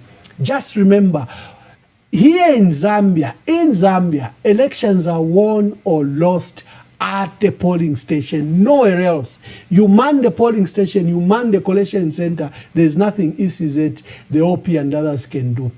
These things happen, abantu wale ichonga fe wale voter, because there's no one to supervise them, to check them. Na beka wale ichonga bene beka wale ipela voter turnout of up to 80%, which is not possible in many cases. I can see one of our regular callers, maybe they will have something to say. Because there's no one to hello, caller, do you have something to say? I noticed that you are one of our regular callers. Hello? I wanted you to say it. Yes. What I prefer, they need to switch off the other device that you are monitoring us on. Sorry. Yeah. Please say your contribution. Hello? Yes, we can hear you. I think the people who are voting, well, thank you very much. I'm even forgetting to say thank you very much for this program. It's been very educative all the time. I just wanted to say that the people who are voting need to escort the ballot boxes. The ballot boxes are exchanged for those marked ones on the way to the counting center. That's very important, very cardinal. If there are no people, escorting, those, they don't have to be in the same vehicle, but they should just follow and make sure that they are vigilant, just as they have been the whole day at the polling station. But as they are going, there should be people probably even stationed on the way, and people following that ballot box until it gets into the counting center. Thank you. That's a powerful point, extremely powerful point, and I'm glad that I took the call from our guest. But at the end of polling, there's what is called G20. That Gen 20 form, you have to sign it and get a copy, even take a picture of it. So that, for example, along the way, like she has stated, they exchange the ballot boxes and they want to announce different results at a collection center. You'll be saying, no, Gen 20 kwete copy ilandilefi. The Gen 20 says what we counted is that Hichilema got 140, Brian Mundubire got 600. Ngayama numbers yafuma kwisa. You can challenge. So like I'm saying and emphasizing, the process is at the polling station. Yes, we can track all these ballots that could be printed from Tanzania. Yes, I might try to staff ballot process But that is the importance of vote protection. So let me bring in my guest. He's been observing the process, he's been listening to our callers, and let me solicit his views on this matter. Kanawesa, make your contributions and let's begin to close. Thank you very much. I've been following that. I was very much interested. You remember when I was like, can I have that interaction with the gentleman who was very upset? Now, there are certain things that are very common, which you must know. They resort to things like profanity, the sarcasm, and you see they use vulgar language, very disrespectful. You do hear a lot that is happening. If you are taking that approach, then you know that there is never going to be any substance that is going to come out of the person who wants to demean others. And in a system because you differ in opinion, therefore you must demean the other person, you must call the other person. I have seen this consistency of the colleagues that are in government. Now you forget that the same people are saying Wamambara, the same people that you are calling names, are people paying you to sit in the office that you are sitting in. So when you see somebody refuse to engage on facts, but they start to use vulgar language, but the case is lost. And I think the Zambians have seen that. And you know, we must be able to stop this idea. I don't know where we've gotten this idea about the other person. And you find these young people that are supposed to be guided are the ones that are like so vulgar. Wasango Muntana 20 years, the way he's talking about Bamundubile or the way he's going to talk about even the president himself is unpalatable. So you could see the other gentleman who came there, he had nothing to offer. He wanted just to be manipulative and all that. Now, the other option, the other things that you've spoken about, the theft of copper and Vayui finding himself in hot soup. Vayui is a good example of what not to do as a person that is holding public office. He is a very good example because when the arrogance that I saw when he was treating by ACL, I could not believe. I could not believe the way he was talking to Bakampiongo. I was like, this is not acceptable. I don't agree with most of the things that the president will do, but I would never insult President HH. Even if I don't agree with him, I would not go there to insult him. No, I would not do that. It's unprincipled, it's what. But then the same expectation must be placed on him. We must tell him, if what he talked about Magari Nkombo, he should never say things like that. And then you find someone, Kalamba, why but to go and defend that position like it's a correct position? It is not. It is not. The things that are said, and that is why now unanimously say, we are being led in a different direction which we shouldn't go. And therefore, we must change the president. And the president has to be changed. If he's on that trajectory he's on, he could do 1, 2, 3, 4 good things that he has done. But then he undoes everything is undone by the way he is going to conduct himself going forward when he now comes to speak about the things that he has achieved. What did you hear? You hear the divisive language, you hear the language that is, and also unrealistic expectations like he has always done. You know, and the problem again is that because people have been lied to so very much that now anyone who says it's Chishinka, like for instance, which I agree with, is that Honorable Blind Mundubile said Isaka Yamatawa can be sold at 500. You had $3.5 billion going in illicit financing. What would stop you from that? You had $80 million just disappear like that. There's money that just keeps going wayward. Okay, if it's not 500, what could be the realistic things? But is it the right thing? That how are we going to work around those things? So we must be able to say, okay, Piaranda, how can we operationalize them? Now, the first thing that happens when people are campaigning, putting their plans together, The first thing is that, oh, they are what? You say, it is not acceptable. But the way the UPND has run the government right now, I think there's need to change. And I think President Munduvile and Reverend Makebi Zulu, they are on a trajectory that should be able to bring that sanity that is required. If you are Makadarisms, I think they've been very clear about that. There's nothing like Obama does. I am sounding very political in my last submission because it's the politics that determines how we move. President HH needs to change the course. The course is on in the last 15 days. If he proceeds on that, there's no way that is going to be the same person. A year ago, he was very strong. We would argue with my colleagues on the other forums, but I think they had valid points at the time, you know, in terms of what he was doing. But now, he's lost it. And he is lost the base that is required.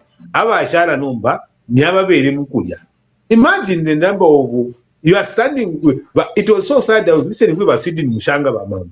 Basidi Mushanga is there. Elo muntu basa babati. Ingwena ichinja fya from Kafiri Baguza base. But he was a minister in PF seated right there. And I'm like, okay, ngwena nge shingwena shishire injira muri imoshi. Na chisanguke mimi, na chisanguke ngunda. Elo, you see, the thing is that there is an alliance going on between PF and UPND. That has nothing to do with Brian. Now, Brian Munduvile and Makebi are being approached like they've been presidents before. They are seeking office, and they know that the same judgment that is being called on President HH can be called on them if they use a wrong trajectory and they don't serve the people. But all the indications are that they are moving in a direction that should bring unity. They are bringing a direction that should bring, you know, our country, ourselves as Zambians, to start channeling our direction. You see how people love themselves. They love themselves. Canadians are some of the most polite, good, working people you can find anywhere on earth. They are very, very good. They love each other. They sit down when there's a problem, and they don't insult it. In fact, if you insult, they go like, fish for chitika. Now, fish. So there is a lot of things that we can learn even from where we are here. We must get that to our country. Love ourselves. That's why for me, Bakbamwamba, my country is first. When I was commissioned, I think you saw I was always giving trouble to people that would mistreat Zambians because I didn't like that. Because I believed where people love it, they love themselves. When I see a leader trying to divide us in that language the president is saying, but President HH, please desist from that language. That language is not unity. That language is not progressive. That language, you were not that person. What happened to you? Where did you go wrong? Can you stop that? And you just project your message. If you are good, people vote. But as things stand, I think Brian and Makebi have a better hand and a better trajectory in terms of leading our country. So we hope that Bamwamba will be able to be discussing. I hope to be now joining you for the morning sessions. I think it will be good to actually see what the paper have to say. So we need to work hard. Voter protection needs to be done. Like Bamwamba said, votes are lost and won at the polling station. If we invest in the polling stations and making sure that things are done, then everything on both sides, UPND can invest in the polling station, and ourselves as NRPU, they must also invest in checking out what is going on in the polling station and be able to say, to refuse violence. If someone wants to use it, our kids are not there when they are violence. They are here. My kids are here. Imagine I'm promoting violence. What am I doing? Yeah. So I think that is what I can say. We are in a very tough scenario, but I think Honorable President Munduvile and President Makebi Zulu, they offer the right alternatives. And I think they need to bring other people on board, like obviously other people are talking about it. You've seen the groups that are in support of the two. I think we need to look at that and enhance and listen more to the things that needs to be avoided, especially the issues to do with violence, but also protect yourselves so that, you know, no one comes to chop your head off and just say, oh, why didn't people come to Sangama systems that be able to expose violence when it is happening, and also to make sure that this time the real democracy happens. Takuli kusuminisha tu muntu bamuma takuli kuma banenu, just compete on ideas and let the best person win. And things will stand. I think President Mundubile and Vice President Makebi Zulu are in the right trajectory to make sure that they take Zambia to the next level of unity and the prosperity. Looking at their manifesto, it gives hope. Thank you very much. That's Chanda Kazia, former PS, and his money is on Brian Mundubile and Makebi Zulu, the views of many, the people of Zambia. Yeah. And everyone is just concerned. It is really a done job that Mundubile is likely going to be president, but there's something in between, yeah. Vote protection. Or among you invest in the vote protection program. And PS, thank you for offering yourself to come on in one of the early morning programs. Please, I need as many voices as possible to help me analyze the issues as they rise every day. Tomorrow morning for you Zambians, we are waking up with what the papers say. And what the papers say tomorrow will tackle the editorial that has come from news diggers. I will spend time on this. News diggers is alleging that PF and NRPUP are one and the same, and they are a clique of thieves who should never return. Now, this editorial is extremely unfortunate because Brian Mundubile has never been convicted of any offense. Makebi Zulu has never been convicted of any issue. And it is defamatory to the NRPUP. And, you know, NRPUP is actually not even a political party that belongs to Brian Mundubile. He was sponsored as a candidate. Brian Mundubile belongs to a grouping called Tonse Alliance that had over 17 political parties. And among them, they chose one called NRPUP to be a vehicle. Remember, they had chosen FDD. Brian Mundubile didn't need to belong to the PF or any. The Tonse Alliance had, you know, political parties, and they chose a special purpose vehicle, and they elected a presidential candidate. Makebi Zulu has, you know, as Pamosi Alliance. Again, he has I think they had over 10 political parties and many civil societies. And there, they chose a political party that was going to sponsor Makebi Zulu as presidential candidate. And the two alliances came together and formed a grand alliance. So tomorrow on what the papers say, will delve deeply into this matter, because news diggers, and this is an editorial, they've fallen into the lie by the UPND that Brian Mundubile and Makebi Zulu are PF, and they want it in that simplistic fashion. And news diggers is giving credence to falsehood. The foundation is false, you know. You cannot say, for example, that UPND is MMD because Nalumango came from MMD. So Nalumango is peddling MMD agenda. She was a mayor minister. Was she president? You know, President Hakainde Hichilema actually was MMD. There's for you historians, Amos Malupenga, Amos Chanda, Sishua and others. There is a newspaper in I think 2004 when Mwanawasa was president, and there was an accusation that Hichilema was UPND and he was working with Mazoka. Hichilema was in private you know, business, board member in many places. And Hichilema refused that this allegation you put to me that I'm UPND is totally unfair. Because in fact, I am MMD. Anderson Mazoka was MMD. So are we going to accuse Hichilema, President Hichilema, that he's pushing an MMD agenda? Was he president of MMD? So this matter here, I think, requires that tomorrow on what the papers say, you join us as we delve in details with whichever guest I'll have. Naniba Chanda, Noktumwa to join my dear brother, Dr. Brian Sampa, Dr. Kalonde, I'm all inviting you.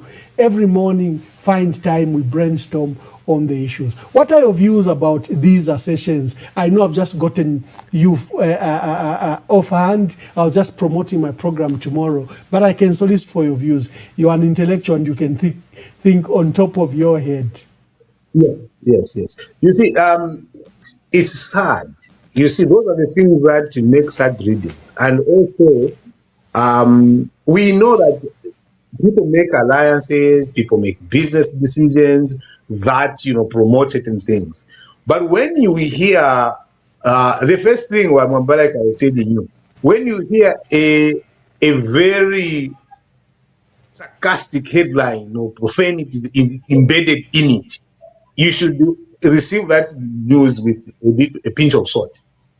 Because when people talk about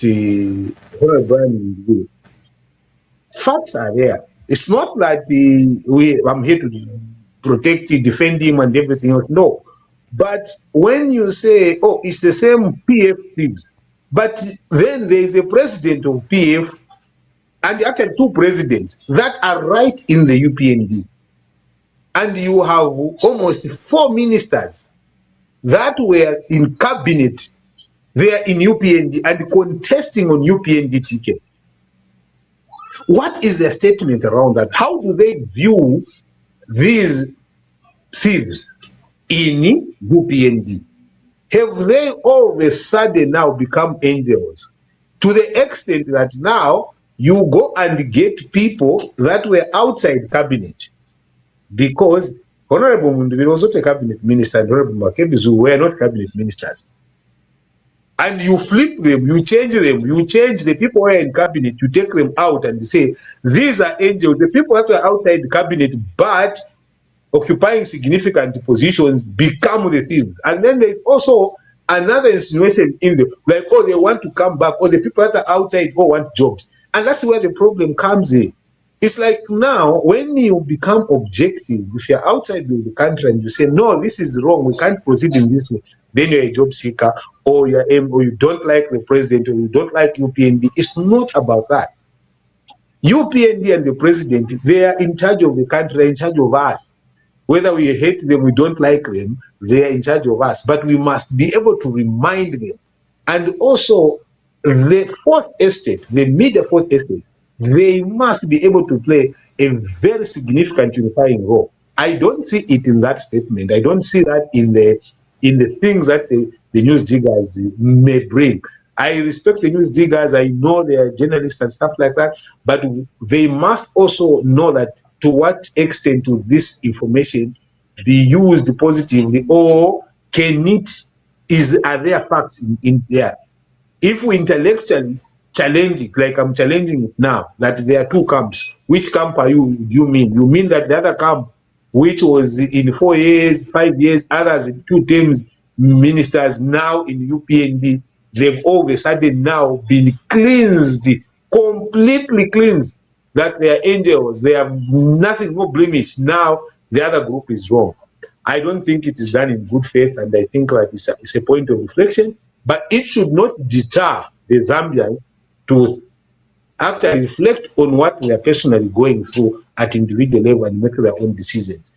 And I think it's important to say that there is a party, there is a group that is taking us in that trajectory, which is Honorable Brian Mundubile and Honorable Makebizu. We will hold them accountable the same way we are holding the UPND accountable should things start going wrong. Some of us are very difficult but we will be able to say, President, this is what you said. Can we make sure that we focus on the people? And that is what I see. It's not fair. No, like someone said, the trouble with the president, you'll be standing at Mulungushi International Conference, a centerpiece of ECL's, infrastructure development, and say the PF did nothing, Edgar Lungu did nothing. He's standing at the podium, he's with Mao Sampa and Robert Chavinga. He says, "Wa PF ningwe natabachinja." Come on, like you were saying, he'll be standing, driving on a beautiful road that the PF made, and he's saying they did nothing. So, well, ladies and gentlemen, you join us tomorrow. in the morning at 7 to 8 hours as we analyze the newspapers of the day. And one of the issues I've posted notice is that we'll be discussing the editorial by News Diggers today. I think it merits a discussion of its own. I will inform you later of who my guests will be tomorrow. But the next 14 days, 15 days, hakuna kulala. God bless you. We'll see you in the morning.